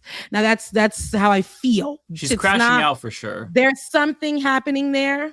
She's losing out on something. She looks uncomfortable. I don't know, but she's chosen a side. She's not the only one that's chosen a side. We've seen that with Kanye West, who's now trying to do his apology tour again for the 95th time. Yes, the same Kanye that said George Bush don't like black people on TV. Yes, that same man that turned around and became a Nazi and, all the things. Yes, that man that put swastikas on his shirts and was wearing them around. And yes, that man is looking for people, to side with them. Sometimes you got to ignore those people and really focus on the cause at hand. Nicki is garbage. Nicki is trash. Ziggy, stop. But it's my Alexa that I named that, and it's not. Oh, I thought it was like a cat or something. No, but it's crazy. But yeah, I just feel like when we're seeing what she got going on, we just know somebody crashing out. Somebody needs some money. She losing her house, or something's going on here. So this is what they do. They buddy up with Donald Trump. Who is it? Those celebrities, like we mentioned Kanye West. Who was it that was supposed to be on some kind of country tour with Kid Rock? I think it was supposed to be Ludacris. Nelly and Ludacris. Yes, you're right. Nelly and Ludacris. Business. Yes, Ludacris. And Ludacris decided, mind you, Ludacris knew damn well who was headlining. He knew what he was doing. He said he wasn't aware. He wasn't aware. It took him a few days, maybe a week, before he spoke up and took himself off of that. Oh, good. Okay, that makes me feel better because I still like Ludacris. I would like to not have to cancel him too. Oh, people were in his ass. They was like, listen, Luda, no, we already know Nelly. He stood 10 toes down for the cause. And there was a time where Nelly was just like, we just got to really hear what Donald Trump got to say. No way. Okay. Like, no, you got to go, friend. You got to go. And that's pretty much it. But he's still getting his money. People still support, just like they did Kanye West. But Luda said, you know what? They on my ass. So let me go ahead and let them know I didn't know that I was supposed to be on this tour. He withdrew and I'll take it. Yeah. Okay. But and so another person that recently got canceled in 2 seconds, Tom from MySpace. I don't know if you know him, Ariana. Tom from but MySpace. Tom don't know from Tom from MySpace. Did you say who MySpace. for real? Who is Tom from MySpace? Oh, we're gonna have to explain Oh this my to God. her. Oh my Okay. God.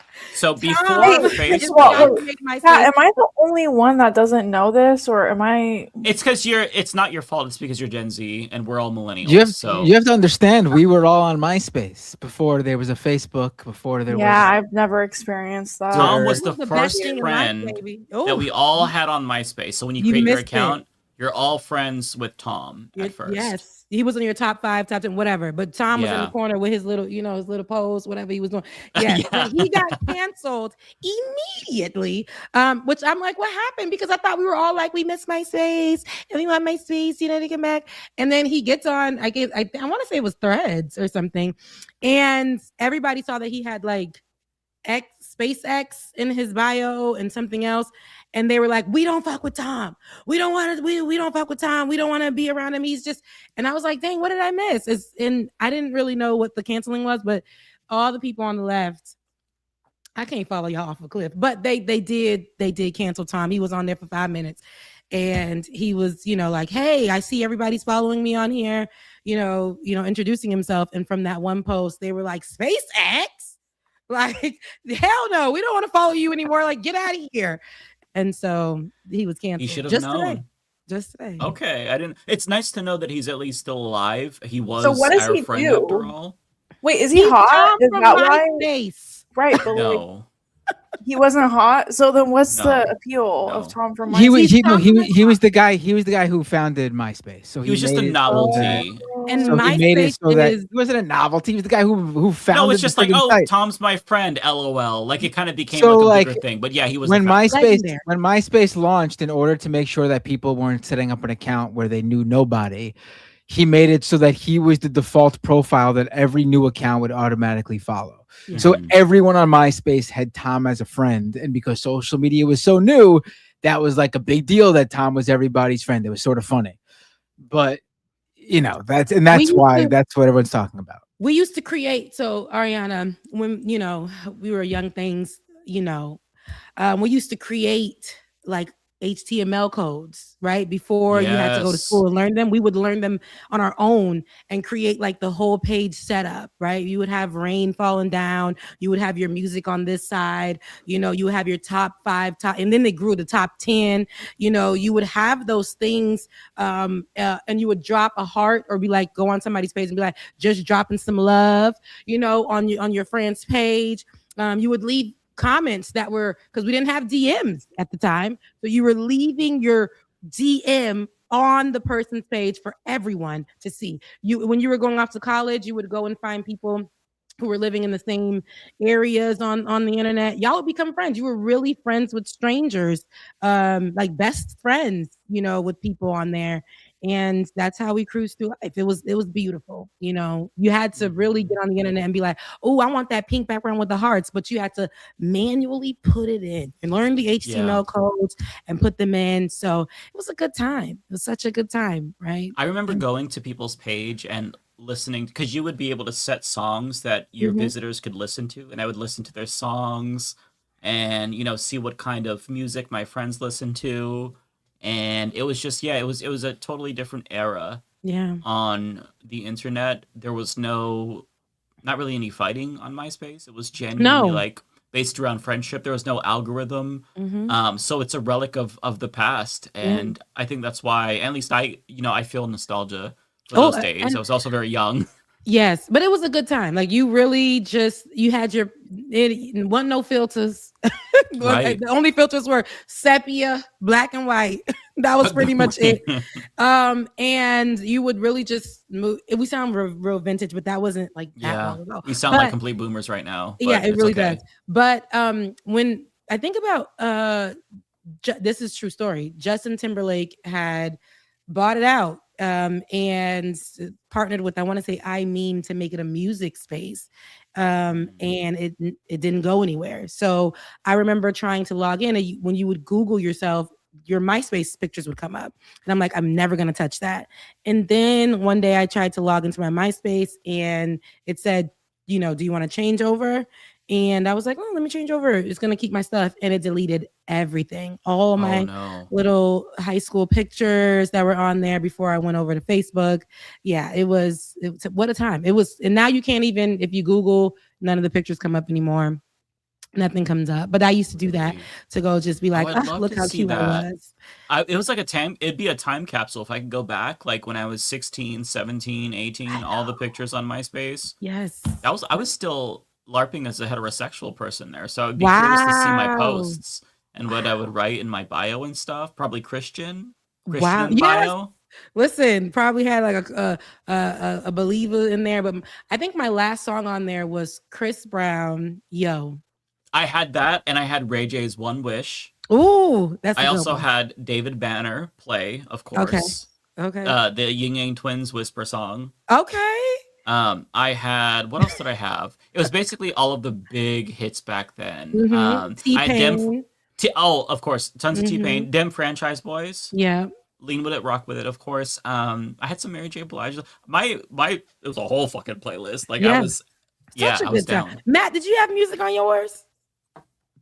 No, I didn't put. Oh wait, I at the time I had a band, so we had our own. Did you band really? profile. Oh, you could see that if it was still around. Yeah, I know.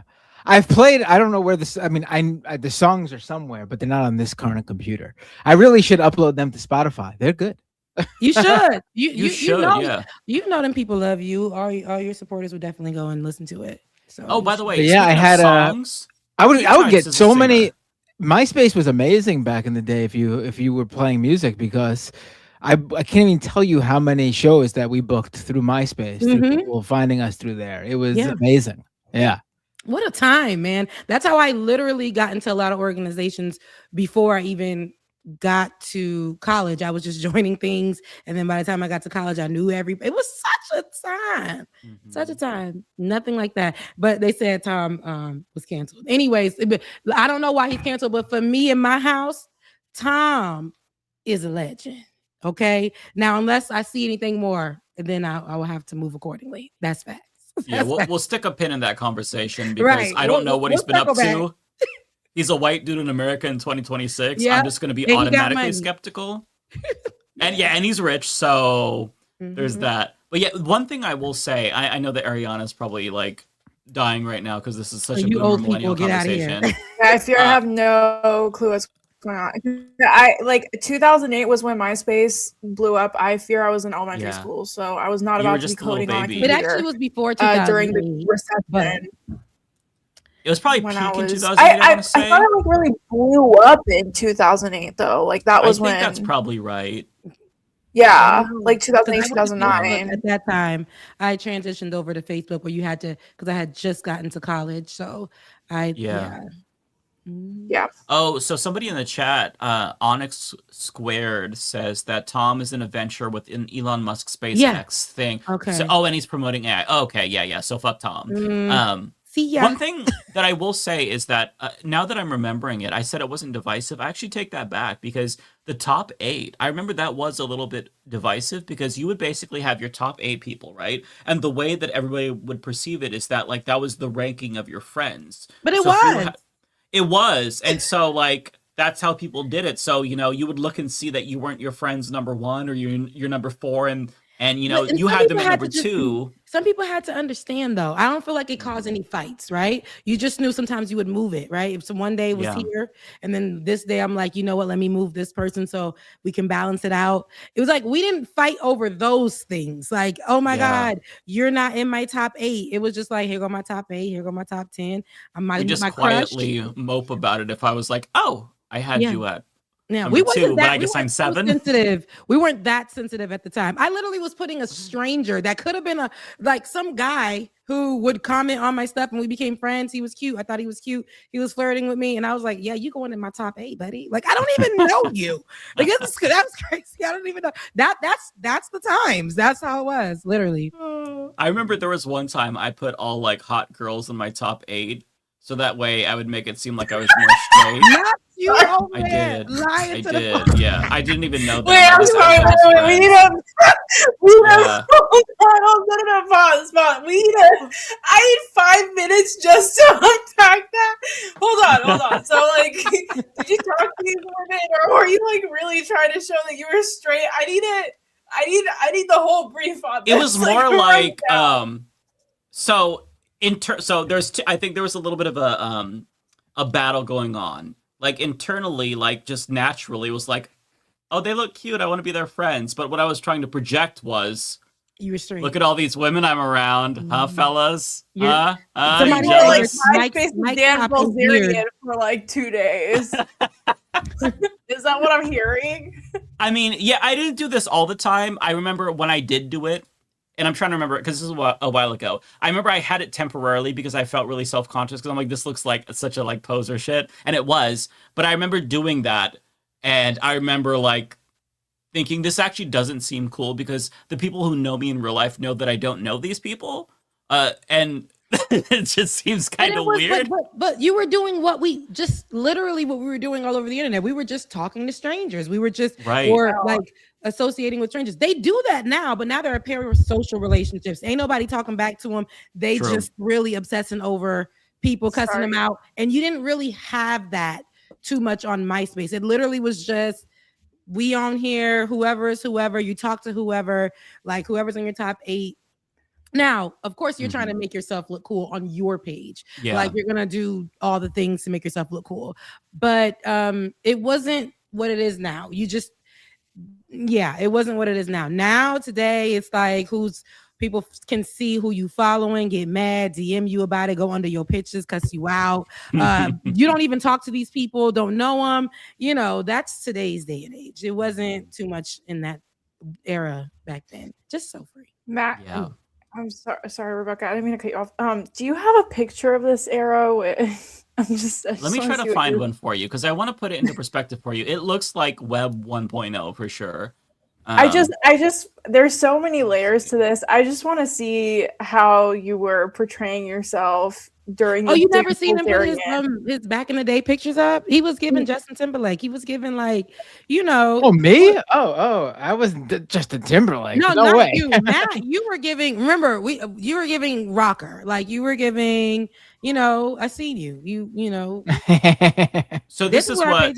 Wow. You know, top 6. Now that's a little. It was looking better than that. That's giving. That one looks ugly. Some profiles just were not. Show like the basic one though before you added anything. So is that Facebook? You never saw this? Is that what it looked like when you joined with nothing yes, on it? So when you guys showed Tom from MySpace, I immediately recognized that face in that picture. That's so him. It's obviously been in the ether, and I've seen it multiple times. I just hadn't put 2 and 2 together that was a. Oh, okay. Tom from MySpace, baby. That's crazy though that you were a child when this was out and you still recognize his face. Oh. Yeah, his face. Yeah, I definitely, right when you guys showed it, I was like, okay, I remember this guy. Like, definitely remember this guy. Oh my God, remember this? CeeLo Green? Oh my This was God. his MySpace. That was a music page. Wow. Damn, that's kind of hard. Yeah, that's I'm a little what we used to nervous do, just girl. going into You used to Google take Raw your like HTML this. codes and make your pages look like that. Now these are a little people. These are a little bootleg. These but are this is too what it used to busy. look like. Yes. So you can see like you'd have your picture, of course, male, 30 years old, Los Angeles, yada yada yada. You'd have blog. Oh yeah, I forgot about the blogs. I had some blogs. Your about me, and then down here there was more general interests, and then this right here, your friends. Okay, I forgot they changed it so you could do more than top 8. So this person had top 28. That's when I think it eased a little bit of tensions. Yeah, I stopped doing it at that time. I was like, yeah, none of y'all gonna be in my top. It's just gonna be friends. Yeah, because it's like, okay, I don't know 28 people in real life, let alone on Facebook. Yeah.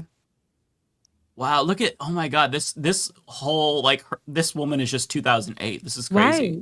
We really was just taking whatever pictures, and that was it. We weren't trying to be perfect. It was just whatever. What a time. Wow. Oh, this is a raw page. No HTML. Mm-hmm. Look, Barack Obama was a friend. Wow, this is crazy. Barack Obama as a friend is so funny. That's fried me. That's yeah, so mood, 2008 relax. coded. That's crazy. That's like this is recession coded. I'm sorry. This is a recession This indicator. 1,000%. Having Obama as your friend is a recession indicator. I was off of it by this time. That's why I was like, I didn't even know Barack was on MySpace. Again, that's when I thought I was grown. I was like, excuse me, I have a email from college, so now I'm gonna get on Facebook. I'm not gonna be on MySpace anymore. And then my first picture on Facebook was my MySpace picture, and that's how I just went to Facebook and never looked back.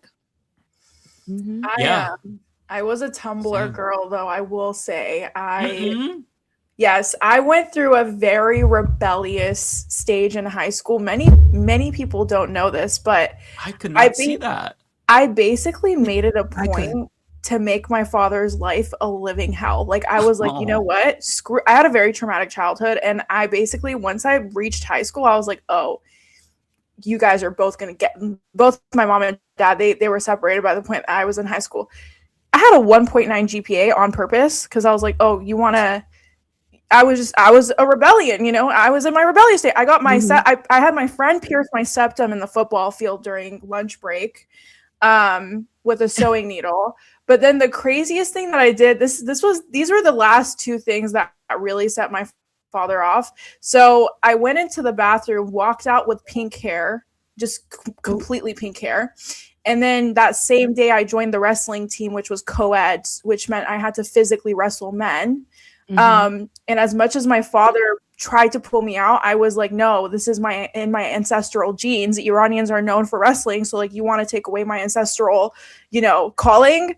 And so he tried to pull me out multiple times, was unsuccessful. And so I did wrestling in high school for 2 years just to piss my dad off. Rest in peace. But yeah. I get it. I definitely get it. But I could see you doing all of those things. Thank you. That means a lot. I appreciate it. You gotta. Sometimes it is like that. When you grow up in a household like that, you get it. You get it.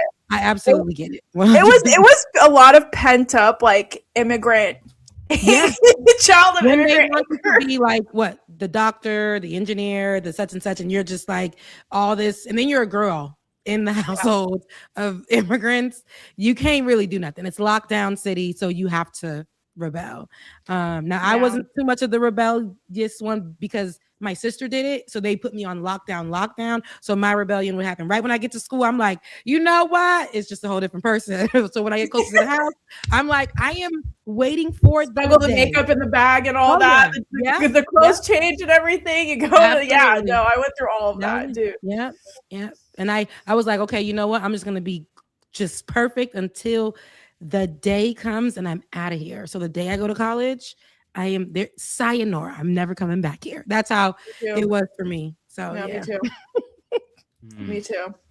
Heavy on the me too. So I didn't have a rebellious phase. Like maybe if I did, it was like middle school when I got like suspended and almost expelled. But then it was. What'd you do? I was basically, me and my friends were like brats. We would always just like talk shit. Like about everybody, the janitor, like I would dare my friend, go ask the janitor if he's Santa Claus because he had a big white beard, just like things like that. And we would do the same thing to other kids as well. And not all the kids thought that humor was like intriguing, and it was like borderline bullying. And so, he was bullying people. He was picking on people. And part of it was I had a little bit of a Napoleon complex because I was very short compared to the other kids, so I had to project bravado. So I was kind of mean. Syndrome, I fear that's so funny. I'm not gonna lie, I was kind of really mean, and I feel so. If I could go back and like find them as adults and apologize for what I did in sixth grade, I would, because I feel really bad. But I was really mean. Like I would call kids the F slur. I would like pick on them for just being stupid if I hated them for no reason. And me and some of my friends did that. And so like they kind of like, I don't like, in retrospect, from what I can remember, the teachers the counselors didn't handle it right because they talked to me and my friend and they were like, we played like with Beyblades and stuff. And we're like, hey, they were very indirect in that, like, just stop bullying this fucking kid or like stop talking shit. Like I didn't perceive it as bullying.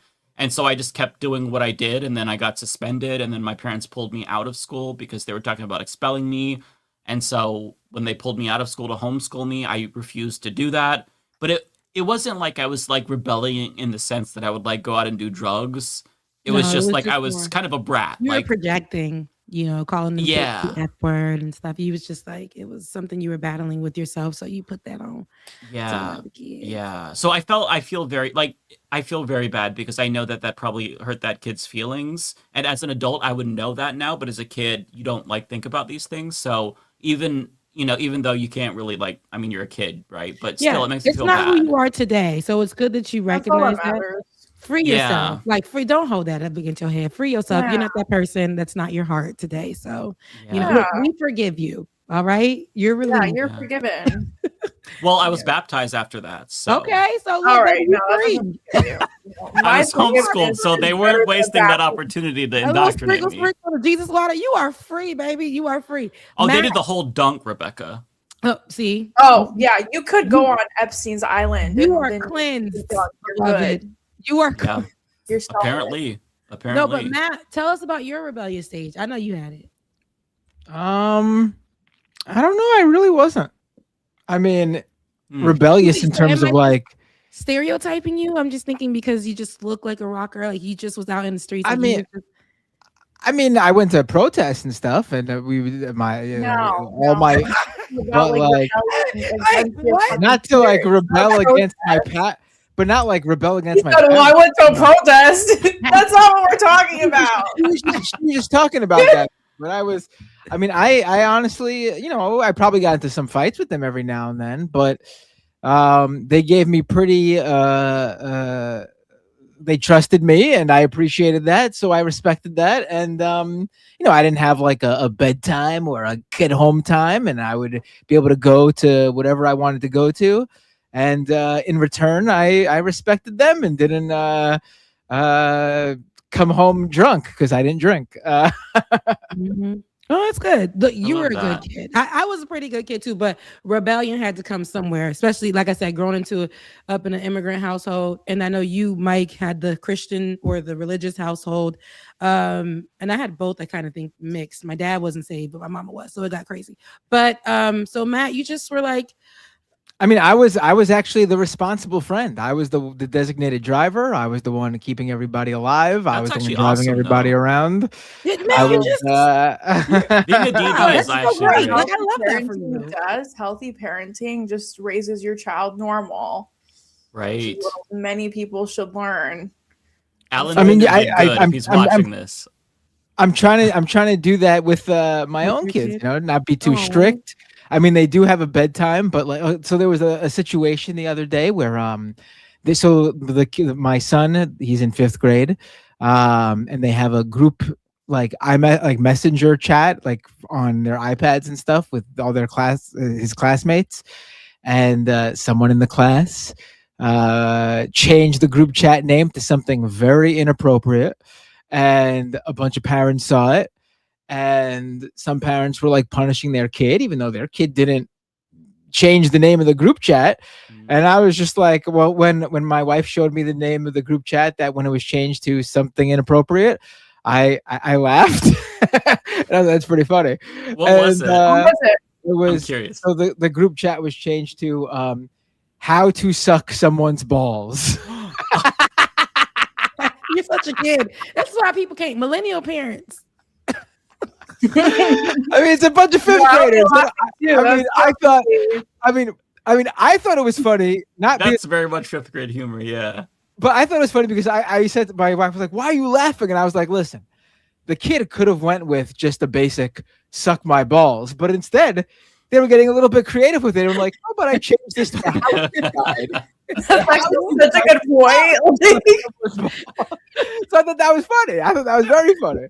I was like, it wouldn't have been funny if it was just suck my balls, but it was funny because it was how to suck someone's balls. Oh my god! I fear if I was a parent, I would not take anything seriously. Millennials don't take anything seriously, so I'm pretty sure Gen Z people are not taking anything serious at all. Right, but I mean, some parents in the class took it very seriously, and I was just like, my wife was like, should we ban him from the chat? Should we block the chat? I'm like, no, just leave him in there. Let them. They're gonna be. This is what fifth graders do.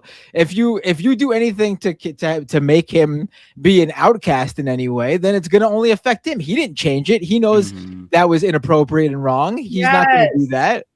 So why you punish him for it? Yeah. Wow. You know what, chat? Y'all need to learn. Y'all need to learn because my parents were not like this. No. And it did not work out well for them when I became a teenager. So no, I agree. Like I feel like a lot of parents end up othering their child as a form of like punishment, but that like you're literally torturing your child because once your child is othered, they're pretty much fucked. So Yeah. Yes. Should we get back to news, or I kind of like the brain rot conversation? I'm not gonna lie. Yeah, I have some funny news stuff, but yeah, this is the end. Somebody was asking how your father is in the chat. So he's he's in a rehab facility now. I think he posted about it on Facebook a couple of weeks ago, so I think it's out there. So my dad was not feeling good for a month or two, and we noticed that he was very uncharacteristically he was acting very uncharacteristically on Thanksgiving, and we told him go to the doctor, and he went, and they did tests, and they found out that he has cancer, and oh God.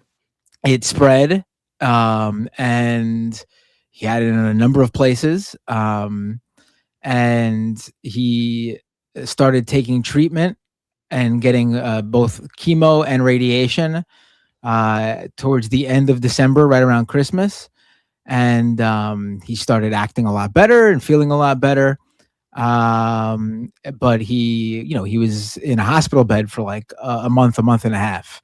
So he had lost a lot of weight. He was very weak. He couldn't really walk very well. So he is in a rehab facility, and he was doing pretty good walking around. And then the past couple of days, he's been regressing a little bit. We don't know why. I think I think and hope it's because they've been tapering him off the steroids that he was taking. And I know there's a lot of side effects like disorientation and weakness, and it looks like that hopefully is the case. And once they figure out the best way to taper, wean him off of that, he'll be back on track. But for the past couple of weeks, he was on the way up. So hopefully this is just a small side effect of what they want to do. And he's back on track in a couple of days. So that's the update on my dad. No, thank you. I appreciate everyone. Definitely gets better. Well, I'm praying for him, and I pray for his health and his strength. And I can't imagine what you're feeling too. So definitely. Thank you. I appreciate it. Yeah. Do you mind me asking what kind of cancer it is, if you feel comfortable saying? Yeah, sure. Melanoma. Okay. So it's skin cancer, and it spread to different parts of his body, which that's not ideal, obviously. But it seemed like the radiation and chemo was really working. They haven't tested him yet to check. That's coming up, like to check the progress of the growths. The reverse, we want them to get smaller or disappear completely, obviously. But he was acting and feeling a lot better. He got his, he wasn't eating for a little while because of it, and we found out it was because of where it metastasized. And but he was, all of a sudden, the past couple of weeks, he was eating everything, and he was doing good. So hopefully this is just a temporary thing that's a side effect of the withdrawal. Yeah. Well, I'm literally in New York City. So if you and your wife ever are like bombarded and you're like, yo, Ari, I just need you to bring over food or whatever, like just let me know. Like I'm always here. I appreciate that. That's very nice. No, of course. I've gone through this with both of my parents. So if whatever you need, just let me know. But I will say more than 70% of people who are diagnosed with cancer as of this month live longer than 5 years. So I have good feelings of the cancer. Like if the chemo was really, making him come back to life and stuff like that, I'm sure it's just like, a phase. But let me know if you need anything.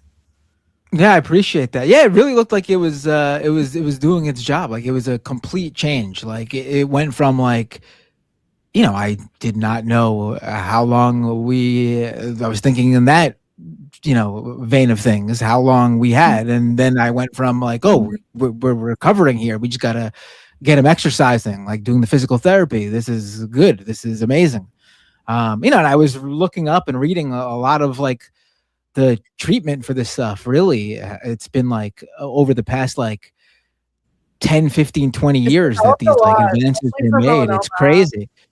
Yeah, like if this was like 15, 20 years ago. Yeah, that's actually why I asked you what kind of cancer. Like when my dad got pancreatic cancer, we thought it was going to be like a 3-month death sentence, but then cancer research had extended so far that immunotherapy gave him 3 extra years that he would have never had it been 10 years ago. So I think a lot of people just get super scared when they hear the word like cancer, but it's actually, which is why, going back to today's time, which is why it's so sad that Trump cut so much cancer funding, because it's actually elongated so many people's lives and has given them time to have years after their diagnosis and be able to, straighten things out, get their, last couple of years with their families and stuff like that, which is why cancer research is so pertinent and important that we continue having. Right. I mean, but yeah, like I said, my article doesn't really admit it, so just let me know. Appreciate that. I mean, when I first found out, I was looking up stuff, and like the first story I found where there was literally Jimmy Carter had the same type of cancer as my dad. It spread to the same places, and he was diagnosed like, what was it, like 10 or 15 years ago? And he lived 10, 15 years, and when he did pass away, it wasn't because of the cancer. It was because he was like 96-7 years old or something. He lived long. So like when I saw that, and apparently like the therapy they use for melanoma, it was very early days when they gave it to him, and he was like the case that made them like, get it out more. Like, this works. We're gonna use, this is gonna be the stuff we used. Like, this is gonna be the treatment. Hopefully, I'm hoping for the best, and I really appreciate everyone's kind words. If this was just a few days ago, I would have been completely 100% smiles and positivity about it all. But this setback, I'm not ready to see the setback. Too many weeks of good of good progress that I wasn't ready for these past few days. But I'm hoping it's just the steroid related stuff. Like I said, he'll get back. He'll get back. Yes, he will. I have good feelings too.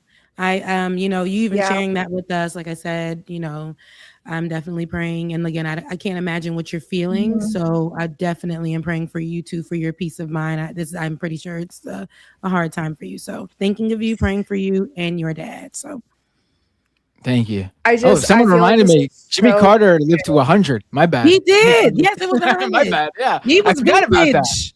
Yeah. He was vintage. Yeah, I just want to say, like, I have full confidence that your father's going to be okay, and it's just the weaning off of steroids, because my mom has had cancer for over 5 years now, and it's been managed with medication and stuff like that. And there were times where it was very much touch and go, and I was like, this might be it, but it wasn't. It was just like, it ebbs and flows, right? Like, they get weak and then they go to rehabilitation and they come back, and then there will be phases where he'll get weak again. Like, I'm going to be transparent with you, but it ebbs and flows, and it's going to continue to ebb and flow, especially with the type of cancer that he has. But I will say, just please make sure that you also take care of yourself, because I feel like caregivers really tend to forget themselves. And I think a lot of healthcare providers don't talk to caregivers about the extent of hurt that your mental and your physical goes through, whether you binge eat, or you don't eat, or you don't sleep, or you sleep too much. Like, every person's different, but I just want you to make sure, like, you don't abandon yourself. You know what I mean? Like, you have community, make sure you tap into them. That's what community is for. You know what I mean? Like you're there through the good and bad times. So definitely just make sure you don't take it out on yourself. Make sure you take care of yourself too. Yeah, I appreciate that. Luckily, I'm one of 4 siblings, so it's been easier to share the responsibilities. I will say though that insurance in this country does not make any of this any easier. It's In so fact, bad. it's so bad. Especially when it comes to Medicare doesn't pay for They don't. for a lot of stuff involving post-hospital care. Because you're only supposed to be in the hospital if there is a need, and that need doesn't count someone too weak to get out of bed. That's your problem. If you're too weak to get out of bed, you got to be dying, like literally, like they need to be doing something to administer you support to enable you to live for you to be in a hospital. Otherwise, if it's just that you can't get up and get to the bathroom or get food, tough shit. You're on your own. Yeah. No, you're right. No, you're absolutely right. My dad was driving Uber until his liver gave out. Like the doctor was literally like, "You're about to die," and that's when he stopped driving Uber because it was thousands. One bag of immunotherapy was $20,000, and he had to get two bags every month. So, I will say though, look into AARP because AARP does cover a lot of the stuff once you get a membership. So, definitely look into that. Because AARP covered a lot of my dad's costs too. I'm giving you a big hug, Matt. Huge. Okay. Appreciate it. Virtual hug. Yeah, virtual hug. You can't feel it, but it's there. And thanks for coming on. Chat, send us some money. Like this guy's going through it. And you know he. Sorry, I didn't mean to laugh. I laughed. Love bomb Matt, but also money bomb him. Yes. All right. Let me go ahead and pull up some super chats. Oh yeah. Okay, so let me find. First one is from Prairie. Okay, here we go. Thank you, Prairie, for the super chat. I see the weather forecast for your neck of the woods. Get a rotisserie chicken and stay warm. Snow melts away into spring, and tyrants fall to the will of the people. We win in the end. Thank you so much. Love the optimism. Yes, I'm gonna use that to give me a piece of chicken. Thank you, High as Heck Priestess. Thank you so much for your super chat. Not Los says Rebecca is super dope. I appreciate that. Thank you. And then I think I sent a yellow heart over, and then he says the yellow heart deserves another 10. Thank you again. 20th Century E. Becca is awesome. What? Thank you. You think I'm awesome? Thank you so much. Old man in Philly with the cute gear. Thank you so much for your super chat. Love seeing you in your element interviewing guests. You all need to do this more often. Keep up the great work. Oh, thank you so much. Tigwick plays games. Oh, pause. I had Georgia Fort on my show earlier this week. She couldn't come on tonight, but I'm definitely gonna get her on to the show so she can definitely give us some more information out of Minneapolis. I'll So check she out your lives show there. with her. I missed that. Yes, thank you. It was with Ben. It was Like It or Not. It was earlier. Oh, this okay, week. nice, Mhm. nice. Tigwick plays games. Thank you so much for your super chat. Here's a few extra bucks. I appreciate it. Lizzie Bennett 5726, completely agree with what you said, Becca. Being able to partake in tomorrow's strike given today's job market might be a luxury. It might be for some, for sure. Again, Lizzie, as it is, I intend to have my work status as busy, come on girl, throughout the day as I work from home and do nothing. Congrats on the new job. Thank you so much, and hopefully I keep it in Jesus' name. But yes, I love how she's trying to work the system. Listen, can't get off of work, but I'm gonna keep it on busy and so they don't bother me. So be in solidarity. I appreciate that, Lizzie. Thank you so much. High as Heck Priestess once again. If you want old MySpace, try Space Hey. Same thing. I can't be the last thing I downloaded. I want to say, was it Threads? No, it was the Blue Sky. And I every time I get on there, I never come back. I try. I don't think I have any space to add another app, social media, something. I'm just social media out. If I can delete everything right now, I would. I think the only thing I go on right now is Threads mostly. I'm on YouTube, you know, because I'm watching videos and things of that sort. Instagram, I even cleared my Instagram. I think I got 2 pictures up now on Instagram. So yeah, because I just put things in my stories, and a lot of the old stuff I archived them because I knew better, because you saw what happened with MySpace. We ain't got it no more.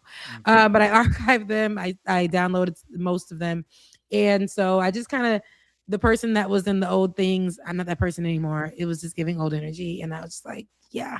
So yeah, I think I'll be on Instagram only just posting my stories, my workouts, or positive things, or things I'm reposting about what's happening in Minneapolis.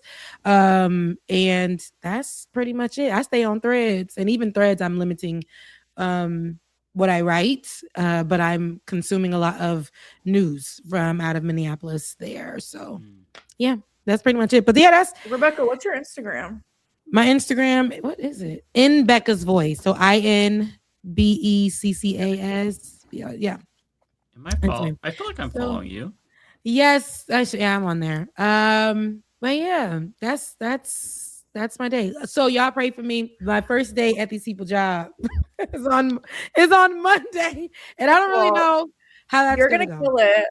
Yeah, but I hopefully. also just want to give a shout out to the bob, because the bob just looks so good on you. Thank like I'm in love. you. You have to keep it, please. Thank I'm you. Look, begging. I It looks so might good do on it for you. the. It's probably gonna be my month's hairstyle. I was thinking that I did it myself. So You did that we gonna- yourself? Oh my yes. god, that is What? what tools did you use? Thank you. No, well, so I sewed down. So this is my hair on the top, and I sewed down the rest. Right. So Yeah. So okay. flat iron, washed, all the things. I used my braided. Yes. Yeah. So I Damn. yeah. Oh yeah, girl. You braided and sewed in your own hair?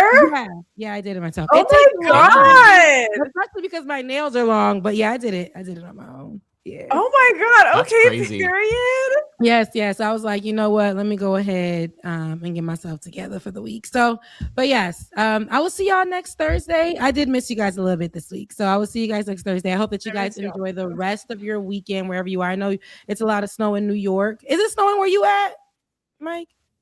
No, it's really cold, but it's not snowing. There's a little bit of snowflakes on the forecast, but I don't know if that's gonna.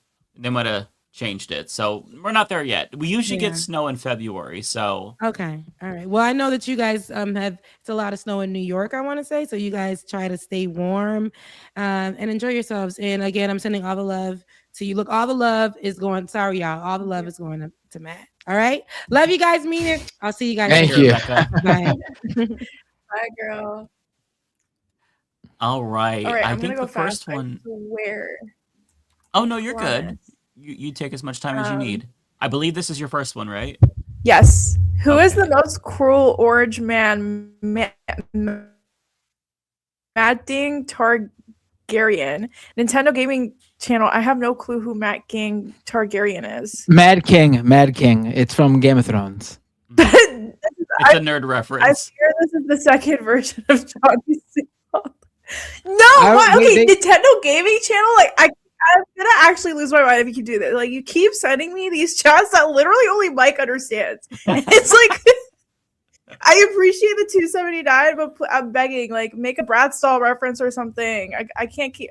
I'm just a girl. Like I don't. Well, know I have what to you're explain saying. the lore to you now, right? So, Mad King Targaryen, I believe he was slayed by Jaime Lannister. Who is Jaime Lannister? He was Wait, is the this a real brother of story or like a gaming Cersei. story?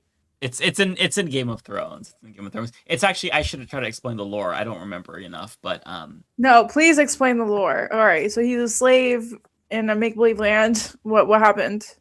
no. So he was just the Mad King. He went crazy and he got clapped basically. And or a Nintendo Gaming Channel saying that Orange Man is basically Mad King Targaryen. I would say that he's a lot more like Joffrey, just because Trump is a child. Joffrey was like a child Mad King, not really a Mad King, but just like evil and tyrannical and sadistic. And I think that is probably more Trumpian to me.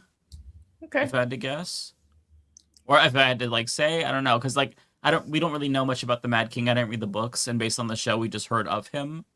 But we know Joffrey, and that's Trumpy. All right, cool. I hope you got what you were looking for out of that Nintendo gaming channel. Always something with you, man, but thank you for the money. I appreciate it. I'm not complaining.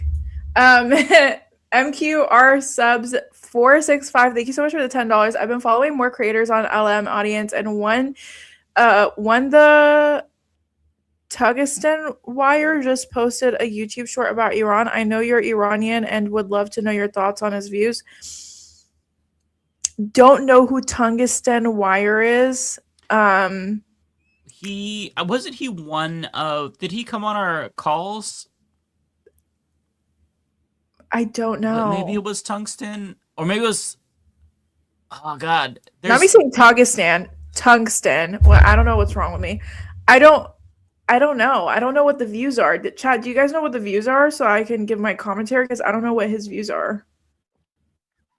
That's cool that we have a bunch of audience members who are getting involved in the creator space. I'll love to see that. I'll have to check out that video. I know, me too. I love that too. So cool. Okay, well, thank you so much for the $10. Chat, if you guys know, please let me know. But next time, if you tell me what his views are, I would be able to tell you very easily. Looney Tunes 9000, thank you so much for the $2. Qasim was right on. F ICE, defund ICE now. I totally agree with you. Usually I've been of the belief that saying defund the police is not going to be like, it's not inherently palatable to all people, and it's like confusing and you kind of have to, you know, explain it. But I feel like with defund ICE or abolish ICE, it's like the writing is literally on the wall. Like it's so easy to explain. And just, I mean, it literally got established right after 9/11 with the purpose to hyper police Muslim and Middle Eastern people, and then it morphed into what the fuck it is now. So I feel like that's one of those things where it's like, okay, that I can say and everyone can get behind easily, as opposed to defund the police where you kind of have to explain this whole philosophy and ideology behind it. Anyway, sorry. I kind of feel like abolish DHS entirely is better, because like we don't need border patrol. Like all that shit is redundant. I wish people would get on board with that, but I'm with the popular slogan, abolish ICE for sure. Yeah, I feel like we need to start small, man. That's fair. Let's first get one slogan backed by some people, and then we can like make it bigger. Yeah, that's fair. Amira Jessa, thank you so much for the $10. I really appreciate you. And Nintendo Gaming Channel, MAGA screwed MAGA, like quote Brett screwed Brett. Don't know the wrestling reference. Wrestling got reference. nothing. Huh? That's a wrestling reference. Oh, okay. Nintendo Gaming Channel. You're doing it on purpose so that way you. No, I fear at this point it's just like trolling. He's like, you know what? If I can't talk about Johnny Sumali, bitch, I'm just gonna confuse the fuck out of you, like every week. Thank you so much for the 279, though. I appreciate it. Unknown OV2KZ. Thank you so much for being the second person in my chat with the king crown. I appreciate you. Love your contribution. Some small constructive criticism. When you hit your mic, I get a bit of sensory overload. It would be nice to be able to hear your voice clearly. Do you mean when I hit my mic physically, or? That's probably what they mean, yeah. Oh, I don't ever notice you doing that. Okay. I Every did now not and know then. I did it. I didn't notice. I didn't notice until this person said something, and now I definitely notice. Oh, I've never noticed that at all. Okay, I'll stop hitting my mic. I apologize. I repent. I'm sorry, guys. Nintendo Gaming. Thank you so much for the €10. I appreciate it. Nintendo Gaming Channel 279.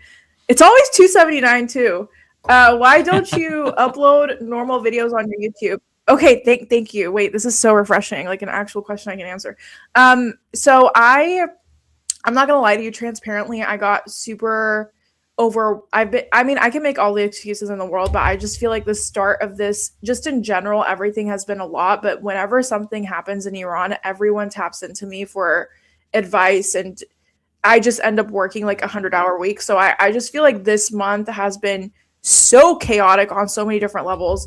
But tomorrow I will be drafting my next long form YouTube video. So we are starting back up again. Starting next week, we will be uploading long form videos regularly. I promise you. I know I keep saying that, but I promise we're getting it done. I really want to get to 100K subscribers by the end of this year, so we're gonna do it.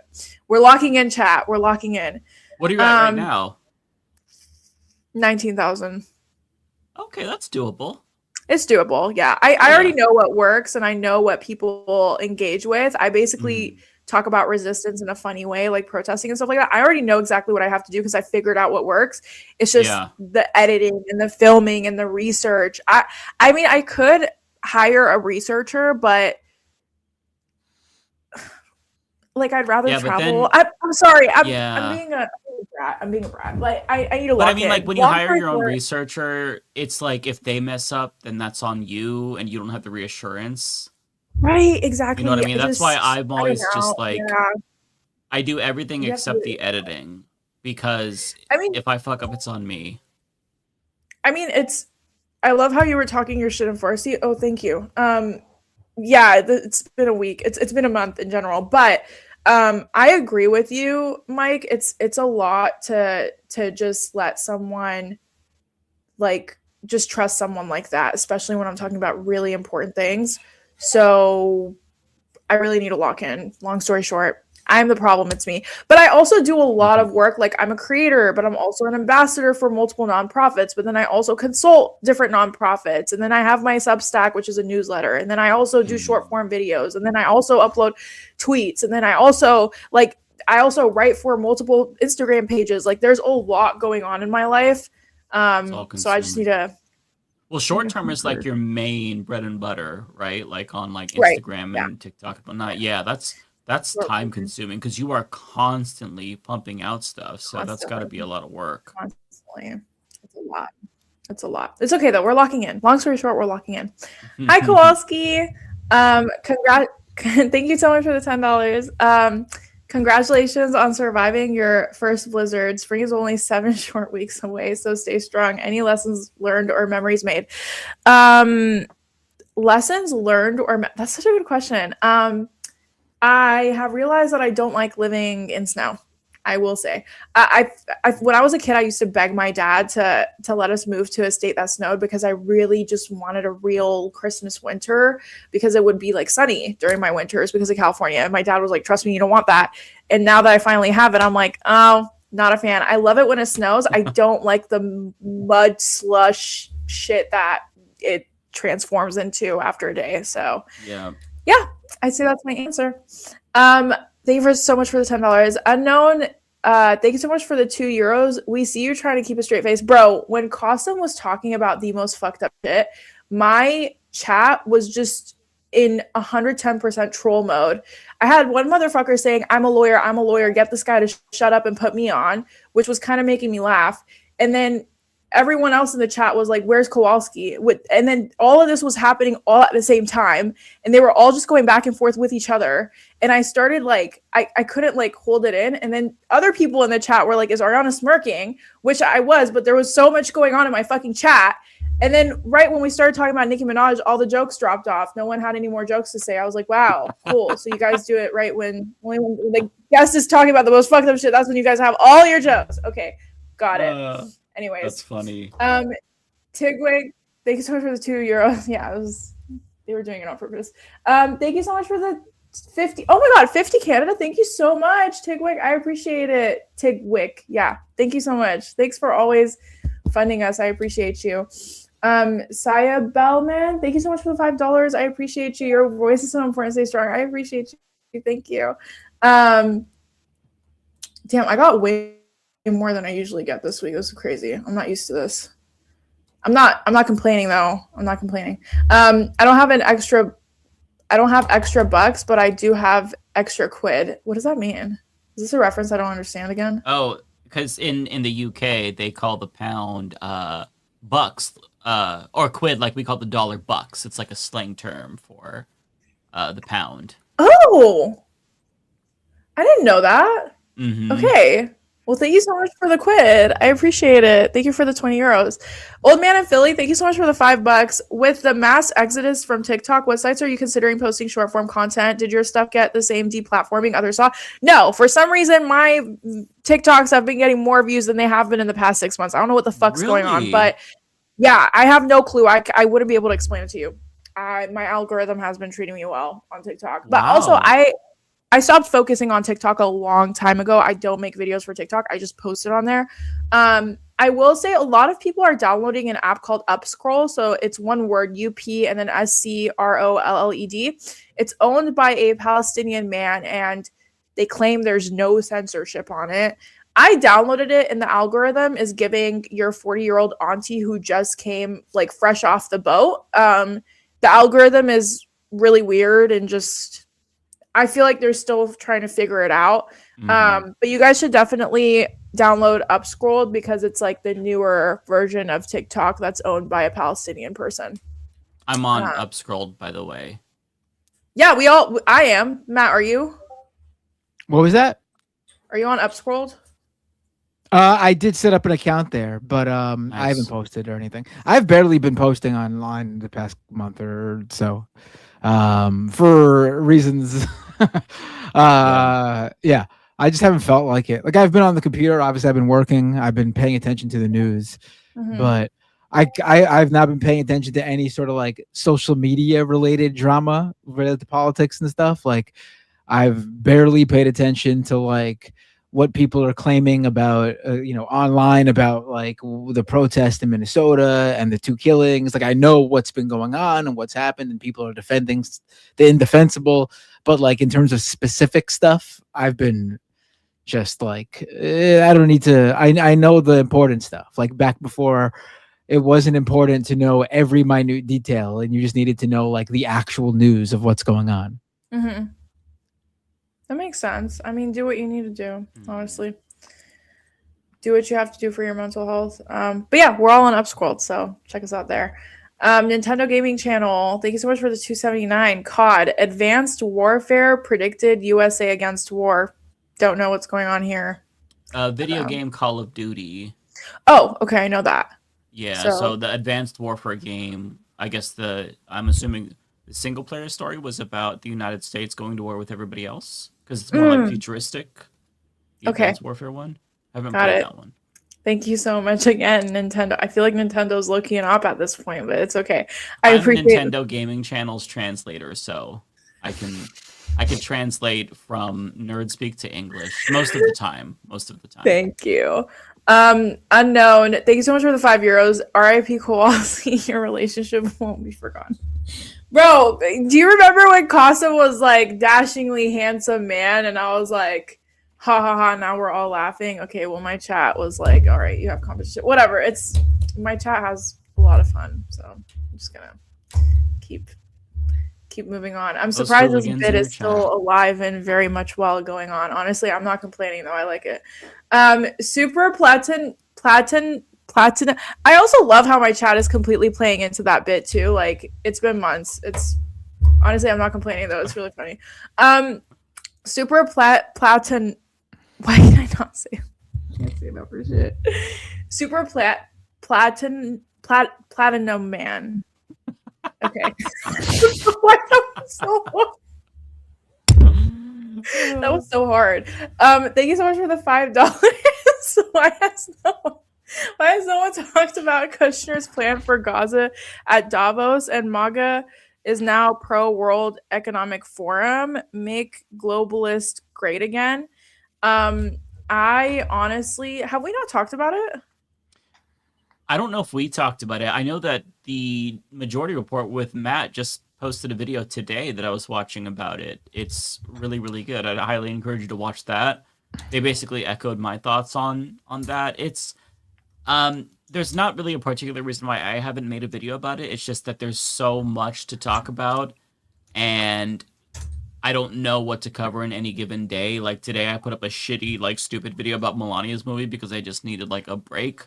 But like in any given week, there's like 40 stories that are really good that we could talk about. So yeah, it is important, and it has been covered, but definitely watch the Majority Report's coverage of it because I really like the commentary there. I thought that they made some really good points. Okay, cool. Yeah. Sounds good. Yeah, but I did see the new Gaza plan. Honestly, did not surprise me. We always knew that was their plan. Honestly, I'm not gonna lie to you guys. I have a mental barrier between the news I read and my emotions, just simply because I will go clinically insane if I don't. So there are times where I read news and I'm like, damn, that's fucked up. But for the sake of my own mental, I have to create a mental barrier or else I will literally go insane. Like I can't do it. So I saw that news and I was like, yep, knew that was going to happen. Not surprising at all. Honestly, at this point, we always knew. Yeah, it's like they're building basically a resort over a graveyard, and you know, Jared Kushner talked about clearing out the rubble, and it's like, what are they doing with the body? Like they're finding bodies. So what are they doing with the? It's just it's a lot, and it's a very depressing story. Yeah, it is.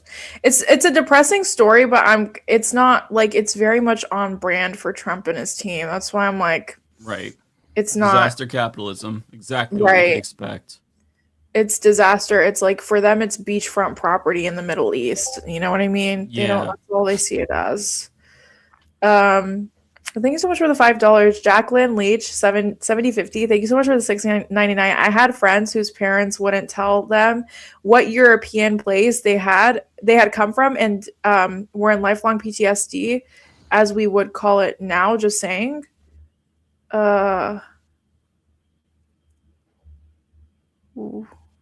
Like wouldn't tell them their heritage. I'm a bit confused by this comment. I'm not gonna lie. Am I missing something? I'm not really sure. It might just be late, but I'm not wrapping my head around it either. Yeah, I'm not sure. My brain could just be cooked, though. To be fair, I have no idea. Did they get PTSD because they thought they might come from like Nazis or something? Wait, chat. Am I? It seems like the chat thinks that too. Oh, PTSD from the news? I'm not sure. Possibly World War II probably related. World War II related. Okay, yeah, I Yeah. can see that. God, I'm so sorry. That sucks. Yeah. I hope they found out where they come from. Don't trust genetic sites. Don't give your DNA to them. I already did. You're cooked. I'm just kidding. Just to confirm that what I already knew. Yeah, I'm Portuguese. I really want to do one because I'm Iranian, but my mom is like a sub-Iranian. Like she's Lur. Her family is Lur. She speaks Farsi and Luri. And my father had blue eyes and brown hair. I'm very curious. Like I feel like there's something that happened in my ancestry where some colonizer mixed in with my family. I don't know what happened, but I would have loved to, but I never trusted them. So thank you so much for the $6.99 though. I appreciate it. Zeetways, thank you so much for the 12 euros. I really appreciate it. Thank you so much. Fudgy sent me 300 Canadian dollars, which is crazy. Whoa. Thank you so much. Oh my god. Yeah, crazy. Holy fuck. I didn't know you could send that much. Crazy. Thank you first of all, thank you so much. That's so sweet. I so love the parasocial hangout I get to have with you folks every week. I love the empathy and listening you have, and in the combo right now you are exhibiting that. They sent this while we were talking about Matt's father. Ariana, you are a vital cog in TLM. Oh my god, thank you. Thanks for all you do. Thanks for the guests that you brought on. You truly are a star. Oh my god, wait, that's so sweet. That's so nice. Oh, I'm gonna treat myself with this money. So thank you so much. It means a lot. For the commenter that said that's 50 cents in American dollars, you are a hater. You are a hater. That's okay? not 50 You are a hater. 300 Canadian dollars is a lot of money, okay? Yeah. Thank you very much. It is a lot. It's a lot of money. Thank you so much. That is a fuck ton of money by it means Super the Chat world. standards. Thank you so much. I really appreciate it. Thank you so much. Come back again. Come back again next week. I'll be here. To Trumbo 99, thank you so much for the $2. Here's to the rebellious teen years. Ariana, thank you. Put in a lot of work just to piss my dad off. Super Platinum, $5. Thank you so much. You should get some Dominican food. Okay, hot take. Please don't hate me. I tried Dominican food multiple times. I've wanted to like it. It's not for me. I'm not gonna lie to you. It's maybe I'm wrong, but they have a lot of fried food, and I'm just not. I can't do a lot of fried food. Like it doesn't do well for me personally. Like I don't I don't know. Maybe I should try. Should I try it again? I don't know. Maybe it was. Maybe you got to try a different place. Yeah, maybe because I tried it once and I was like not a huge fan, but I did go to Panama and I did love Panamanian food, which I know is not remotely the same, but I don't know. I do love plantains though, so. But thank you so much. I will try it just for you, just because you told me to. Omega Shenron Dragon, thank you so much for the $5. Platano is plantain, a Dominican banana. You have to peel it with a knife to make. Yes, I do know what they are. Sweeter, riper. Yes, I love plantains. If you guys have never had plantains, you guys have to try it. It's so good. Nintendo Gaming Channel, thank you for the $2.79. Do you expect ICE at Super Bowl to commit crimes? I 100% believe ICE is going to be at the Super Bowl because if they're going to the winter games in fucking Spain or wherever that random it was, it Italy or Spain where they were like ICE is going to join us. I think it was Italy. That's so wild to me. Yeah, they basically they announced and they were like, we're going to have ICE patrol the Winter Olympics, and it's like, what the fuck are we doing here? Like, what is the practical point of ICE? And what are they going to do? Kick out undocumented immigrants in the Winter Olympics in Italy? Yeah, it makes no sense. They also, I know you all probably heard about this, they tried to enter the Ecuadorian embassy and caused an international incident because I don't think they realized that they can't do that. Like, they're stupid, so of course they probably didn't know that. They just saw brown people and wanted to break in. But we're beyond like parody. Like, I don't even know how to process the information about ICE anymore. Yeah, no, I agree. I mean, sorry, I got one last one. Fudgy, thank you so much for the $20. Again, thank you so much for the money. I really appreciate it. It's so true. I told both Mike and David one time on Twitter that I discovered both me and my sister are followers of both Mike and David online. We both found them independently. That's so cool. No kidding. That's awesome. I love that. That's the thing. Like, I feel like once you start watching leftist news, like, you just get interconnected with so many other people. Bay Photo, thank you so much for becoming a member again. DHS is always at the Super Bowl. It'd be really funny if they continued and they were like, yeah, we both found you on the list someone made of a libtard playlist. That's crazy. A libtard playlist is crazy. There's a you ever get added? and It we're part of doesn't that. happen so much now because I think lists either don't exist or they're greatly reduced in importance on Twitter now since Elon Musk. But there was a time where whenever a conservative would get mad at me, they would just put me on like a Twitter list with the funniest name. Like, it'd be like, me too. Pieces of shit. Biggest libtards on the internet. It'd be like, the craziest names ever. What a weird thing to do, though. Like, I'll show you to the Twitter list. You go. No, one of them was like actively shitting on the U.S. Like, that was one of the lists they had me on. And I was like, low-key, like, you're kind of right, but like, come on, man. Like, I'm pretty sure the only list that I can actually remember being put on was like some shit lib list that like a Jimmy Dore fan put me in when we were starting to beef, like when we had a falling out. So that was really funny to me. I just found it amusing. I didn't know you and Jimmy Dore had a falling out. Yeah. We were buddies. I went to a show when he came to Portland, and then he decided to go full Dave Rubin. And Jimmy was mad at Mike because when he was originally looking for to think of a username for his sock puppet account, he wanted to do libtard00, but Mike already took that one, so he had to go with libtard01. Oh man, guys. What were you saying again, Mike? I'm sorry, I cut you off. How did the falling out happen again? Oh God, it's a number of things. I don't remember. I think maybe it was over like the Steven Crowder thing initially, where there was like a Cold War where he wanted me to like validate his homophobic view or a homophobic defense of Steven Crowder's homophobia, and I wouldn't.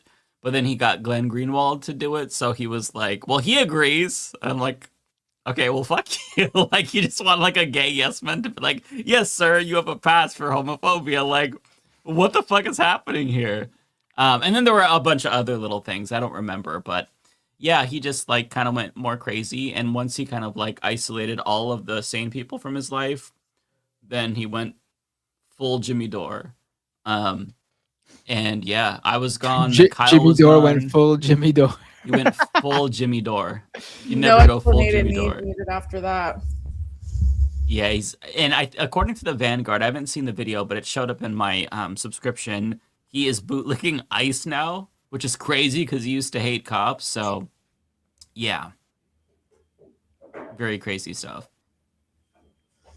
Damn.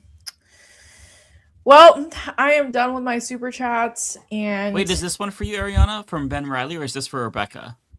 It's not for me. Oh, okay. Okay, All I'll right, read that guys. later. Chat, I love you guys so much. I'm so glad you guys like that guest. I can keep curating more guests for you guys if you want. I know a lot of people, so I'm sure you You guys and know Lance a are lot the of ones with the people, too. connections. I know you guys know a lot of people too, but if you But guys, you guys know like a fuck ton of people, so it's nice to have that. Nice to have the access to like get a bunch of cool people on. yeah, like when we had Francesca on too, that was cool. That was cool. We gotta do that again. Yeah. I feel like I really love having guests on. I feel like we should do it more often. Chat, do you guys like it when we have guests on, or do you guys prefer it? Wait, can we do viewer call-ins again? I'm sorry. I would love to. I would love to do that again. Yeah, I feel like we just have to put a timer. Someone just has to be the cop. Someone has to be like, all right, you're cut. Get out. It's You know what I mean? it's hard for me to do that because I don't want to like if somebody's making a really good point, I don't want to cut in and cut them off and be like, your 5 minutes are up when they're like talking about something really significant. Dramatic. Yeah. No, Yeah, so it's hard for me to do that when it's like this format, but Yeah. I do want to do that again. I thought that was so much fun. I was actually thinking about that today. I'm like, we should do a call. I'm like, no, we have a guest, so maybe next week or something. But yeah, we'll have to plan it. Next week we're doing call-ins. That's what we're doing. Should we just like book it, mark it Yeah, down as we're call-ins? booking it. We're doing call-ins and Okay. I'll be the police. I'll be the 5-minute police. I'll be like, all right, you gotta go.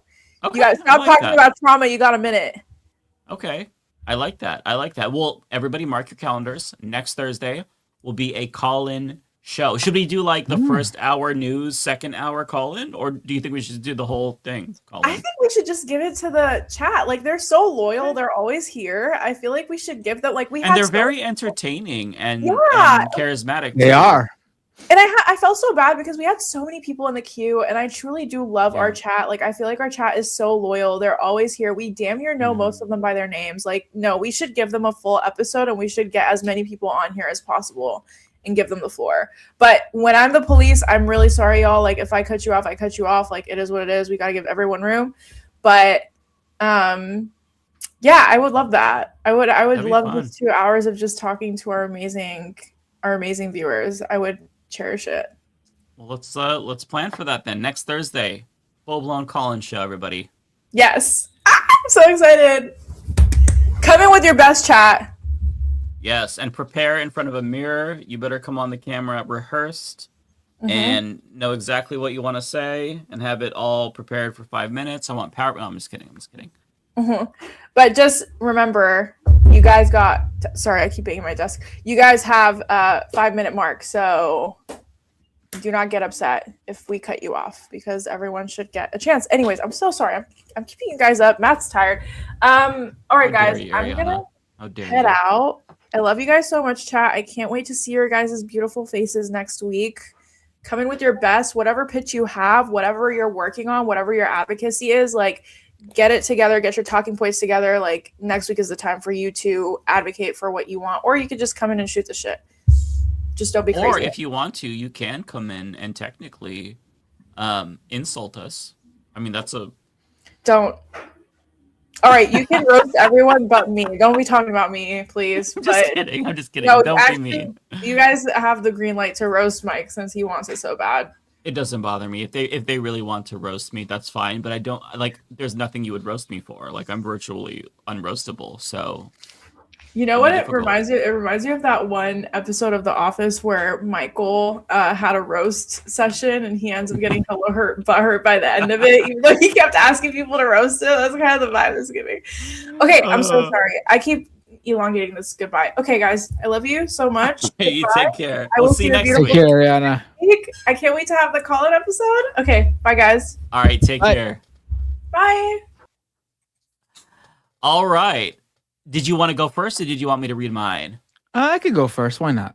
Okay, let me go ahead and actually go ahead and pull yours up because I'm not sure where to start. I'm Yep. gonna run to the bathroom and then I'll come back and take over for you once I'm. All right, cool. Let me once I'm just back. find it. Give me a second. Here we go. I don't know. I think Tigwick sent this to a whole bunch of people. So Tigwick Plays Games says, here's a few extra bucks, and those few extra bucks are $50. Wow, thank you so much, Tigwick. $50. It's Canadian, but it's still $50. Let's see. We got who's next? Old Man Philly. Where's this? Let's see. Old Man Philly. I'll find you. Here we go. Old Man Philly says, getting married in July, considering walking down the aisle with WAP playing as my entrance song. My fiance isn't on board yet. Thoughts? And I think it's a wonderful, heartfelt show of emotion to play that song with your, while you're walking down the aisle. I mean, consider actually offering that. Maybe she's not on board because she's upset because she wanted that to be her walkout song. I mean, you should consider giving WAP up to your wife as the, as a sign of just how much she means to you, that you're willing to give up your entrance song at your wedding to her. I mean, that's got to be why she's upset. I can't imagine any other reason. She wants that song for herself. I think it's a beautiful idea. Yeah. I was just saying she's probably mad because she wanted to do that. So a sign of true love and a lifelong commitment would be to offer that song to her for her entrance song for the wedding. Instead of Here Comes the Bride, WAP plays. I love that so much. All right. The next, are you taking over? Yeah, I can take over for you. Just tell me which one you want me to Looney highlight. Tunes 9000. I hate control freak parents. They love to ruin everything. They must be watching too much of the of what mainstream media spoon fed them. Yeah, I mean, I guess it depends. Like, what are they control freak over? Like, it's easy, I guess, now for me to say I'm not like that with my kids, but maybe I'm gonna feel different when they start going out of the house and hanging out with their friends by themselves. I don't think I'm gonna become a control freak, but the parenting you saw might slightly change. I'm still gonna try to be cool and do what my parents did for me, but also I don't know. I think about that all the time. Oh, when they started hanging out, and it's not like, oh, I take them to their friend's house for a play date. I think about that. That's going to be a big change.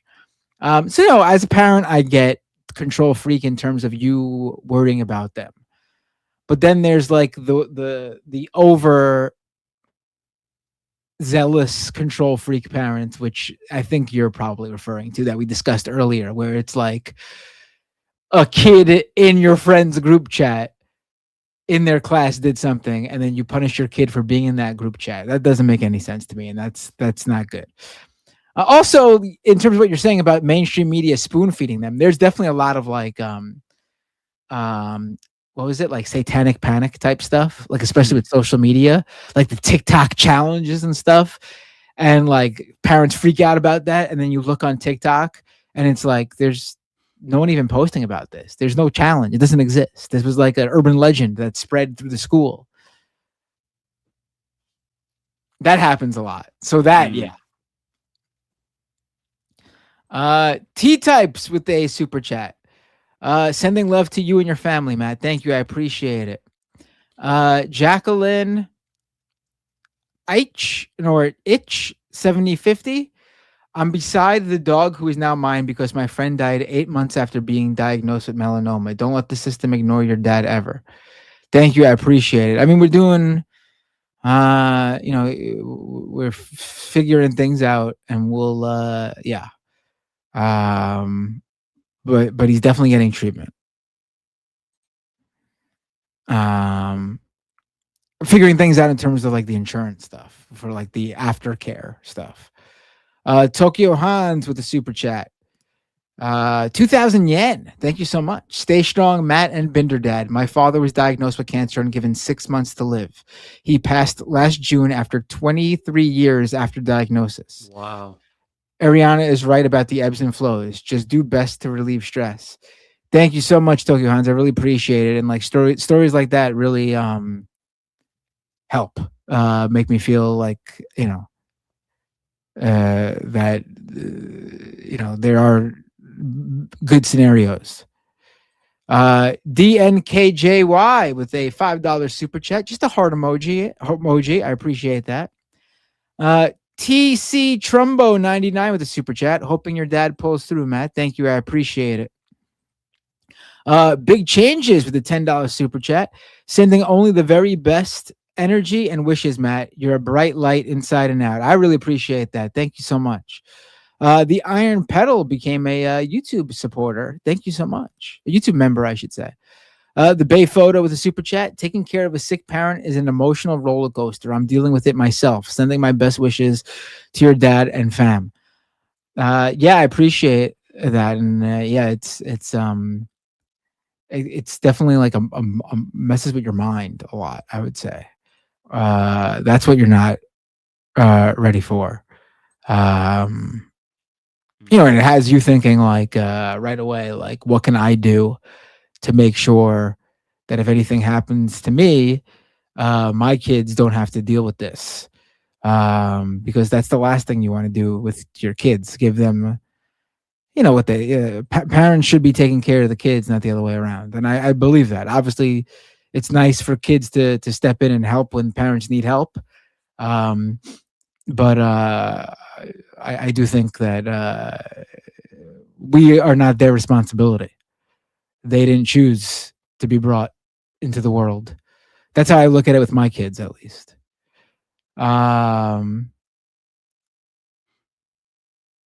Troy Mosen, 89.75 with the super chat. Wishing your father the best, Matt. I'm dealing with stage 3 cancer myself and just finished a week of chemo. I have 3 more weeks to go with 2 week breaks in between. Thank you, chat and Leftist Mafia crew. Troy, I wish you the very best. I don't want to say I know what you're going through because I'm witnessing it secondhand, but I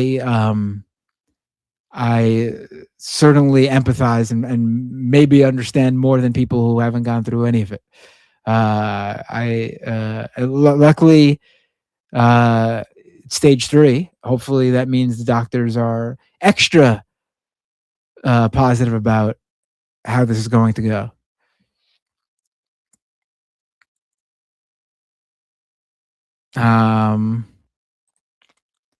Prairie Fire Neb with a super chat. $10 super chat. Binder Dad needs to get his MedBed card that Trump tweeted about a few months ago. Mm-hmm. There might be an AI video that he fell for. Regardless, I'm hoping for the best for your dad and family. I appreciate it, Kowalski. And yeah, I mean, that's why that shit's messed up.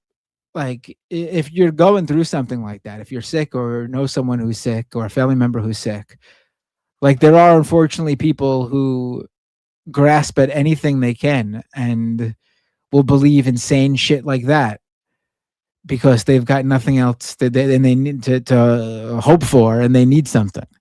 And that's why that shit's extra fucked up, that he would send something out like that as president of the United States, feeding into the delusion of conspiracy theorists that like that option exists out there and it's being hidden from them.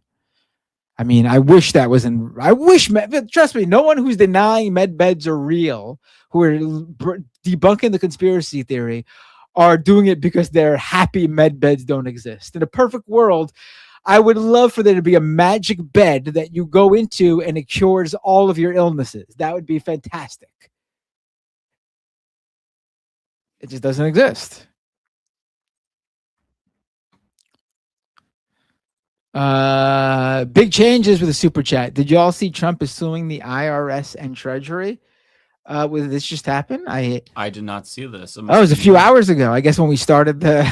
We always miss breaking news. Yeah.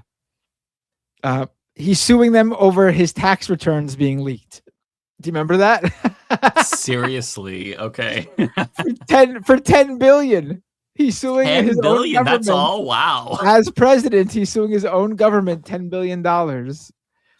Oh my God. I mean, it wouldn't surprise me if he just facilitated them giving him a settlement of $5 billion. You know what I mean? Like, crazy. Bearded B sent out 5 gift memberships. Thank you so much. I really appreciate it. Joan City with the super chat. Matt, give your dad a big hug for us. Almost cried. Thank you. I appreciate that. I will. He's been in here these past few weeks, actually. He's not in here tonight because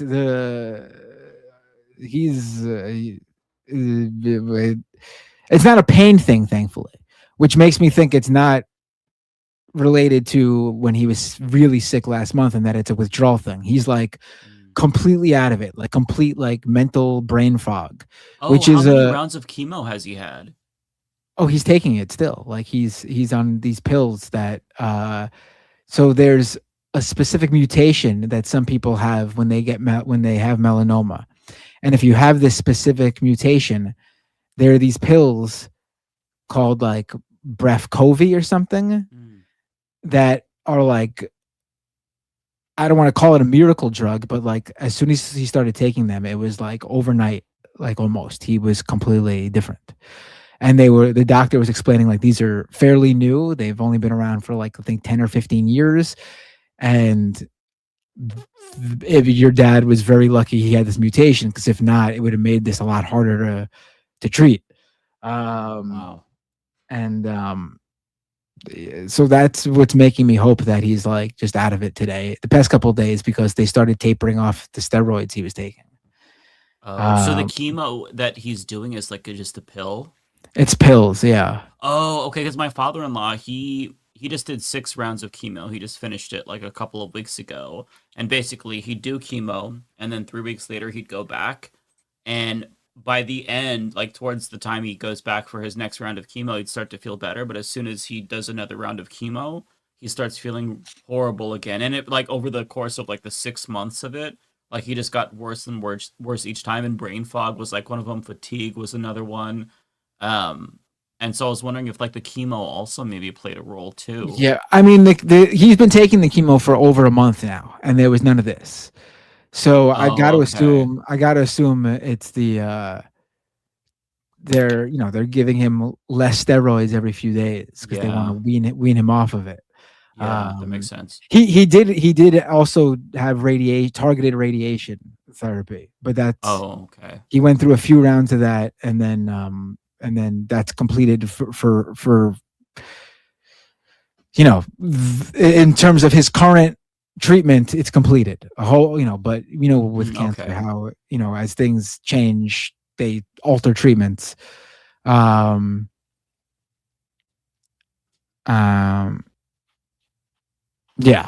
I see.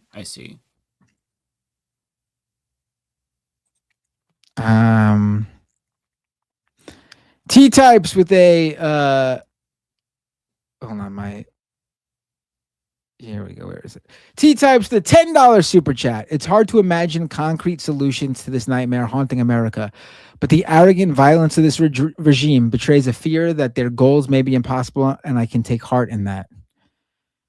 Yeah, that's one way to look at that for sure.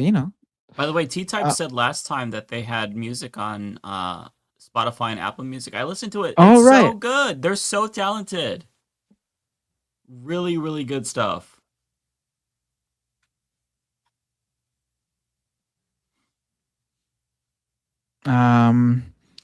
Anonymous 8013, $100 super chat. I really appreciate that, Anonymous. Or it looks like their username is Anonymous. because there's the extra N there. Oh, okay. That threw me off. Yeah, I appreciate it. It's a lot. I really appreciate it.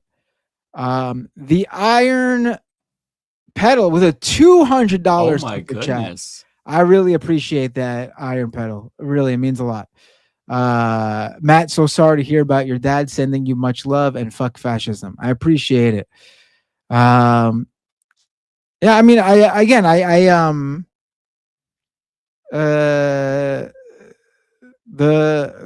until these past few days, the answer would have been a lot different in terms of how is he feeling. It would have been like, oh man, it's like a complete 180. I mean, I thought he would be out of the rehab if it progressed like this in like maybe this week, if not the next week. And then, funny enough, his insurance for the rehab technically ended like a day or two ago. And we went to go check on him to see how he would be leaving. And that's when we noticed that like, oh, he's not ready now because these past few days have been not good. But if it had progressed in the way it was, he might have been home by now.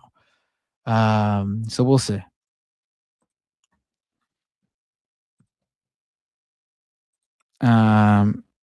Digital Matt with a super chat. Just want to shout out the NH Talk community. The New Hampshire delegation is D for disappointing. I know many of us are taking notes from communicators like y'all. Creflo $50 with a super chat. Is it me or does Alex Jones look like a fat Stone Cold Steve Austin since Jones got on that Ozzy? Or Ozzy, I should say. Also, Mary Glue Sniff Camp Perez is going through it. That's a good one. Mary Glue Sniff Camp Perez.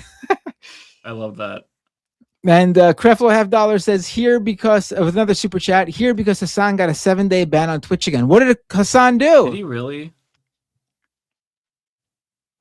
Oh, and Looney Tunes 9000 resubscribed for 13 months at tier 1 over on Twitch. Has it already been like almost 2 years or something? Anyway, you get extra pay since Lance ran away on super chats. JK.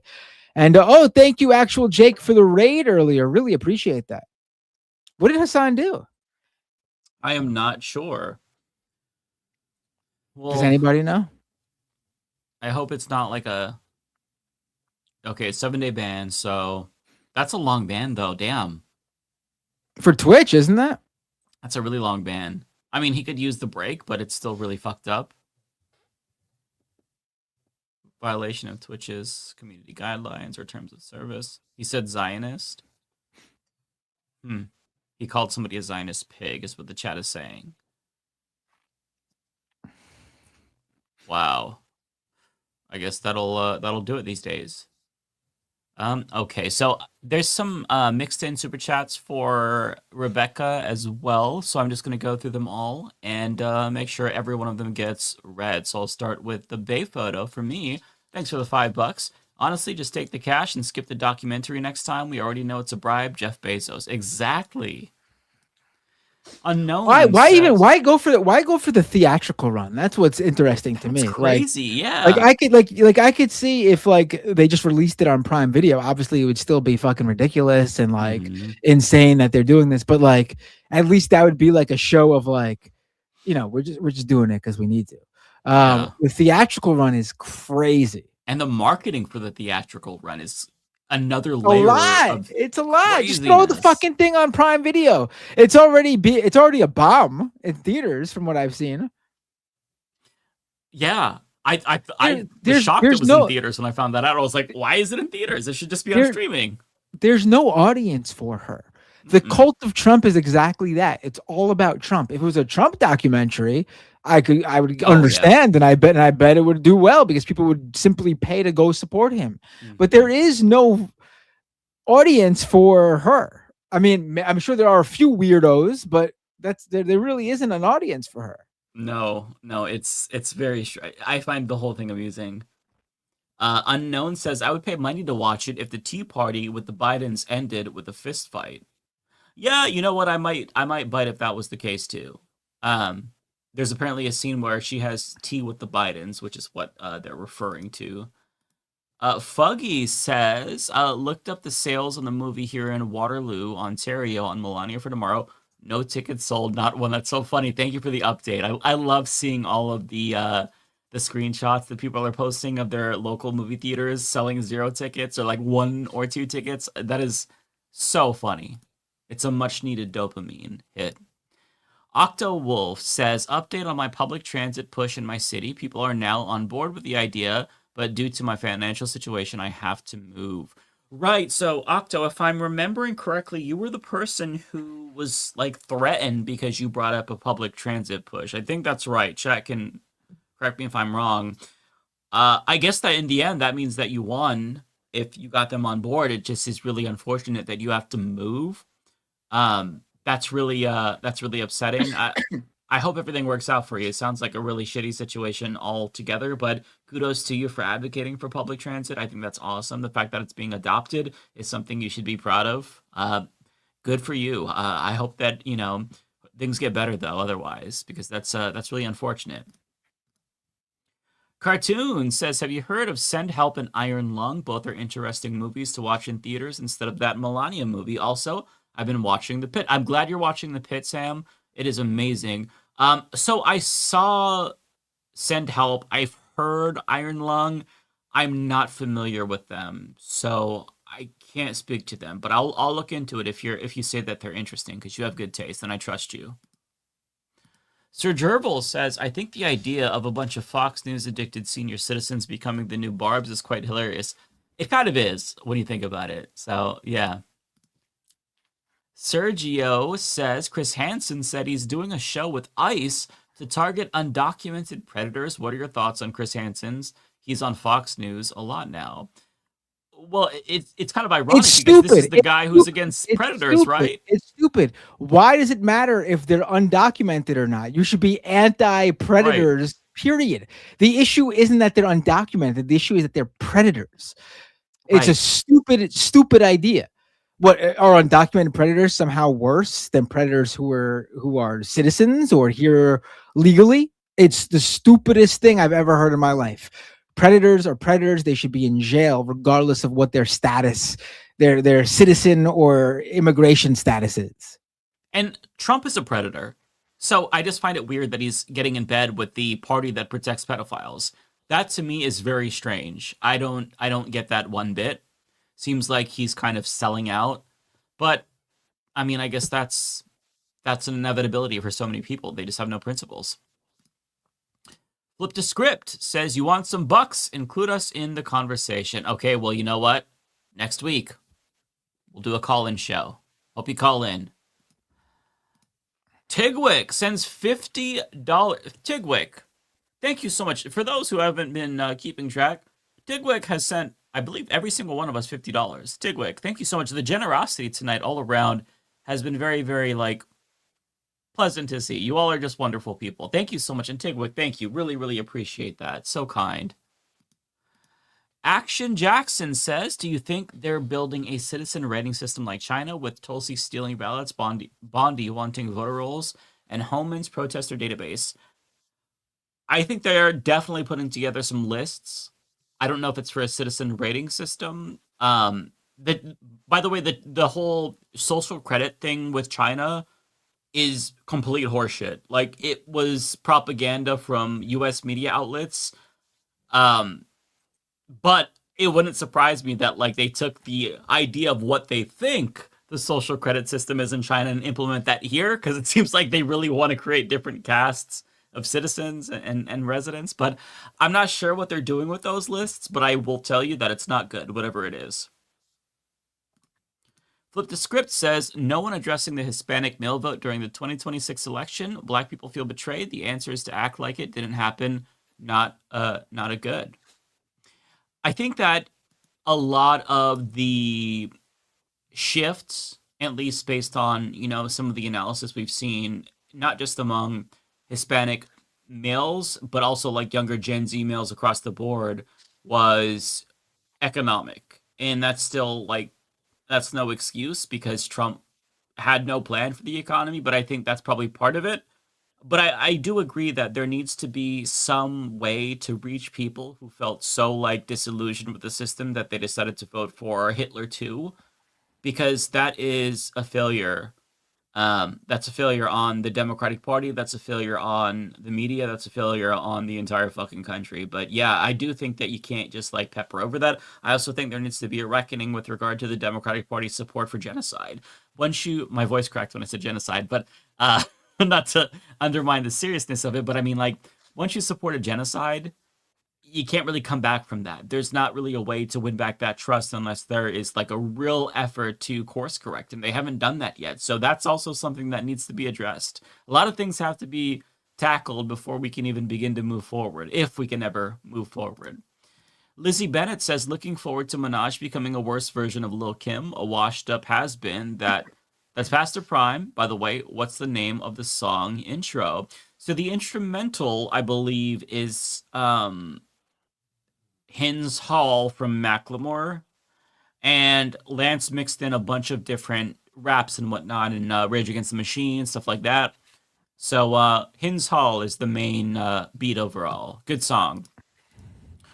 Octowolf says, I support tomorrow's general strike but can't participate. Texas laws plus UFCW not being part of it means I have no protection and could get fired.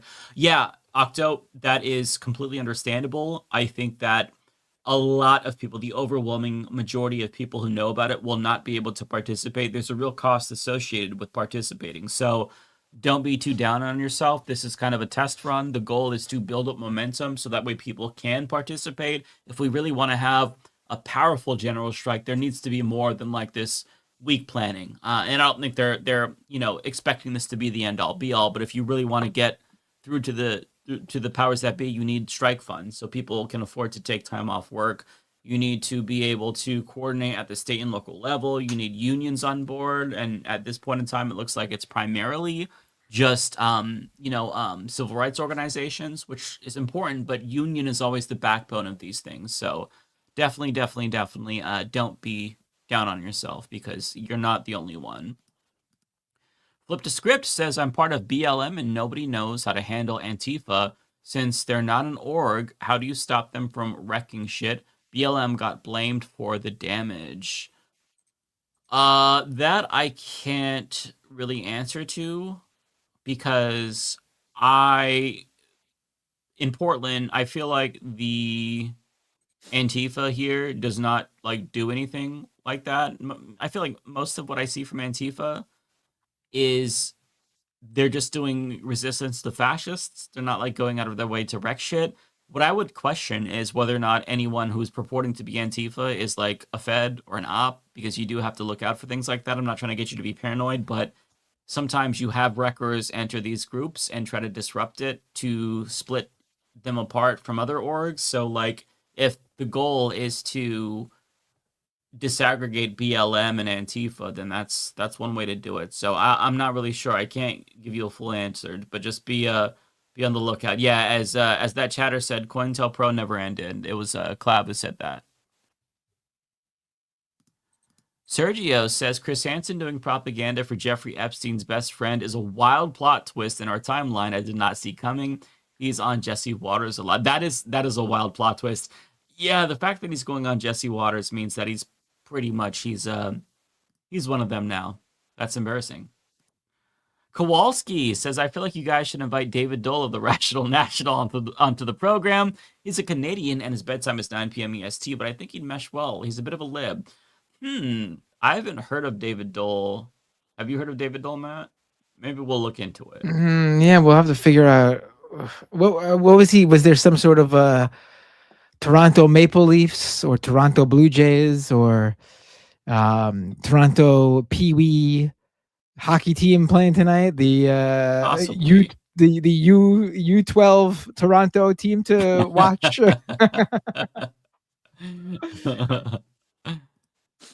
Looney Tunes says, I never want to see that disgusting photo with Nicki and Trump ever again. Thank you, Looney Tunes. I'm sorry you had to see that, but I am appreciative that you validated my disgust with it because it was really, really off-putting to me. Just his gross hand with the makeup on it and her holding it. Just, ugh.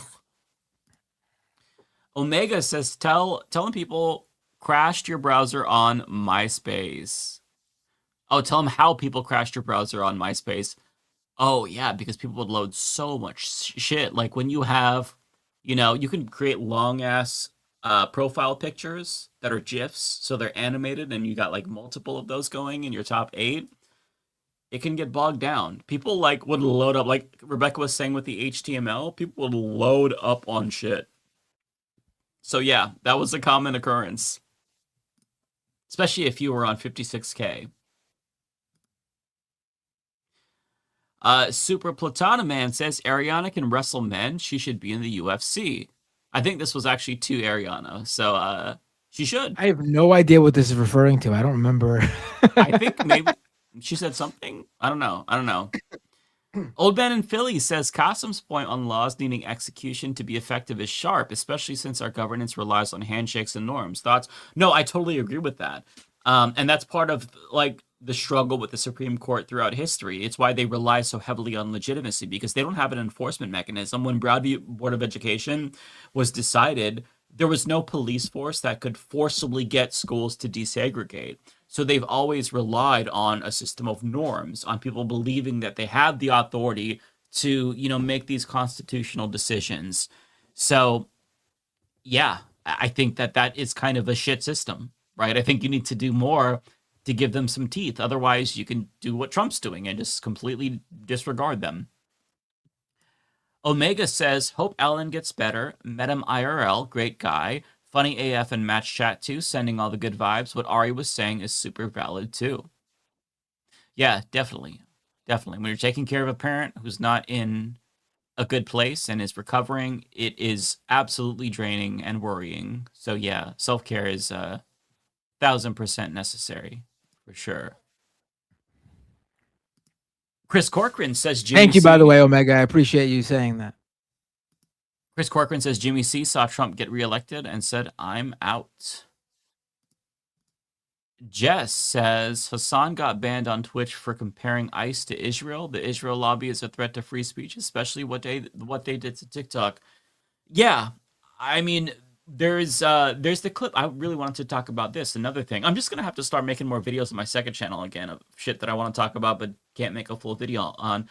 There was an Israeli billionaire that was talking about how we just like gotta limit the First Amendment in America. I don't remember who it is. You have also Netanyahu. I did talk about this in a video discussing how they've got to like, God, I don't remember the exact words, but basically he was talking about the need for a propaganda army on social media. And he was saying this to right-wing influencers about, you know, being pro-Israel and shit. It's just, yeah, fuck Israel. It's just exhausting the way that so much of our free speech laws are influenced by them. And, you know, it's frustrating. ABS says, hey, Mike, did they figure out what Ilhan was sprayed with? Also, have you heard that the FBI is doing raids on voter polls? Yeah, so it turns out that she was sprayed with apple cider vinegar, which is weird. Like, I'm thankful it's not something terrible. It could have been like acid or something really dangerous. That was another crazy thing we didn't talk about, Ilhan Omar getting assaulted. But yeah, it was nothing toxic. Apple cider vinegar, still very, very scary, and 1000% incited by Donald Trump. In terms of the FBI raid on voter polls, I have heard of that. My video tomorrow is about the raid on voter polls. That is, yeah, it is. Apple cider vinegar is acidic. Good point. But like, you know, these acid attacks is what I was really worried about. But anyways, yeah, my video tomorrow is about the raid in Fulton County. It is very, very alarming, to put it mildly. So definitely look out for that. Susan says, Mike, I watched your Melania video 3 times. It was fire. 3 times? Well, that's awesome. I'm glad that you enjoyed it so much. That makes me feel good. I'm glad that you were entertained. That's 3 more watches than the Melania movie received. That's true. That's true. Put that video in fucking theaters. No, I was really kind of like debating with myself if I wanted to talk about that, because there was so much other important things I could have talked about. But I'm like, you know what? I really need to just like take a mental break and talk about this dumb shit. I kind of just want to shit on Melania. I mean, sure, there's a substantive angle to it because it's corruption. It's being made because they wanted to curry favor with Trump still. it's not the most substantive thing, but I really needed a palate cleanser, so I talked about it, and I'm glad that people enjoy it as well, because yeah, sometimes it's okay to talk about stupid shit. Cartoon says thoughts on Megyn Kelly, Tim Pool defending ICBS. So if I'm remembering correctly, Megyn Kelly said she doesn't feel bad for Alex Preddy. Tim Pool said that he's not a bootlicker. He is the boot. It's his boot getting licked. I think that at this point in time, these people are just going to say whatever. Oh, thanks, Eco-Socialist. They also enjoyed the video. I think that at this point in time, these people are just going to say whatever to bootlick Donald Trump. There's not really anything that they can say that will get them to turn on Trump unless, like, a significant portion of the country turns on Trump. Like, we're talking much bigger than they are now. I mean, his popularity is lower than ever, but these people just start craving, and I think that they understand that saying crazy things gets them attention, so they're gonna do that. Negative engagement farming is a thing, and they're very clearly bad people with no morals. I don't even know if they believe half the shit that they're saying, but I would just tell you to not put any stake in or any stock into what they say, because it's all just horseshit. They are hollow shells of human beings. Creflo $50 says, what's going on with Marie Glusniff Camp Perez? Oh, you know what? That's funny as hell. I also saw somebody say Marie Glue Internment Camp Perez. Like, that was another spin. I'm probably fucking up the name, but like, or Concentration Camp Perez. Sis looks like she's going through it. Also, Valentina Gomez, Jersey City native, CT college student, and 100% grifter. Yeah, that's another person that I would put in the category of like Tim Pool and Megyn Kelly. Just straight up just says shit to be inflammatory for the sake of it, to get attention.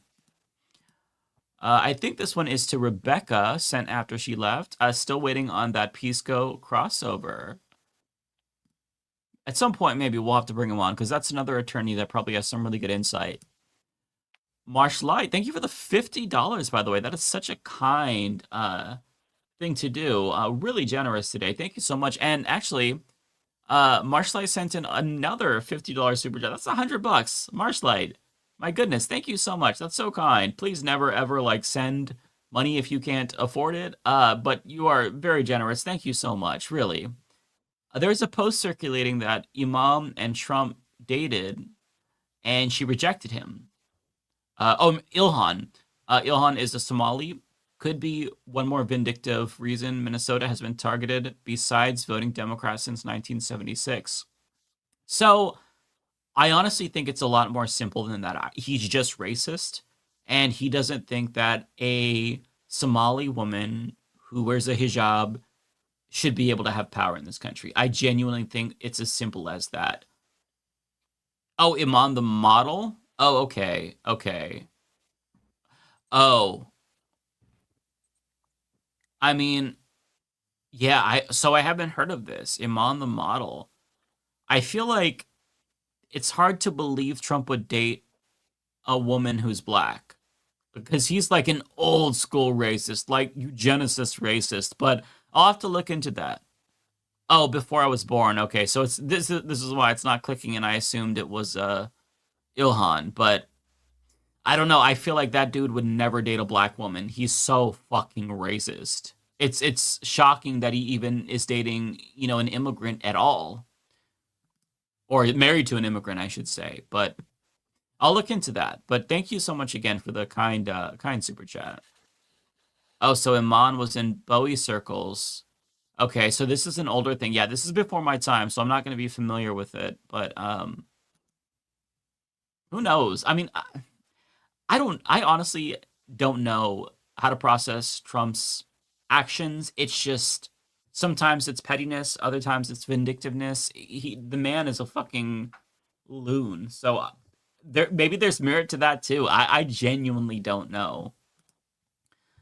Chrome Domer says, did you guys hear about Hasanabi getting banned? We did, yes. Thank you. Lots of super chats about that. I'll look into this afterwards. I hope that it's just 7 days and they don't try to pull any bullshit on Hassan.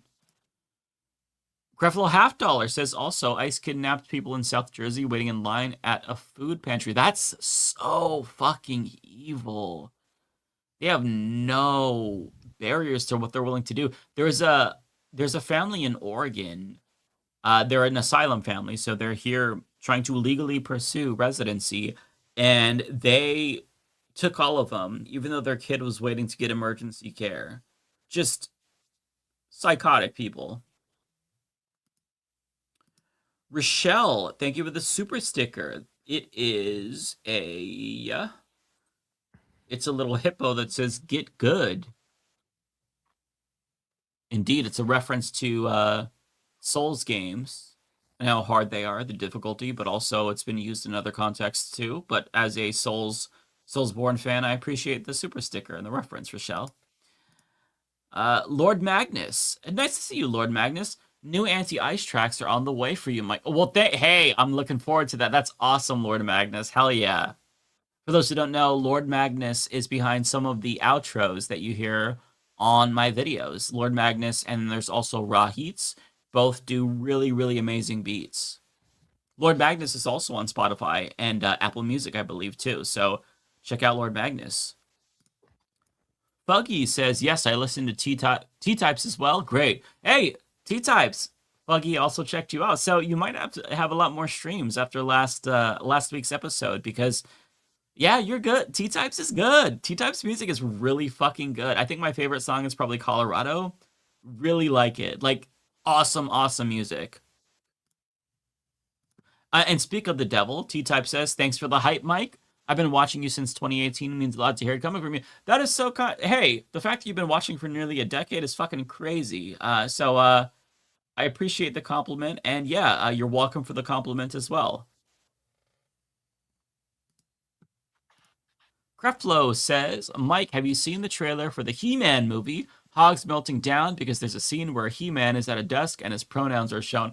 No, so I haven't even heard that there's going to be this He-Man movie. I'm going to check it out now because I think that's fucking hilarious. No. We wouldn't want pronouns being used in He-Man.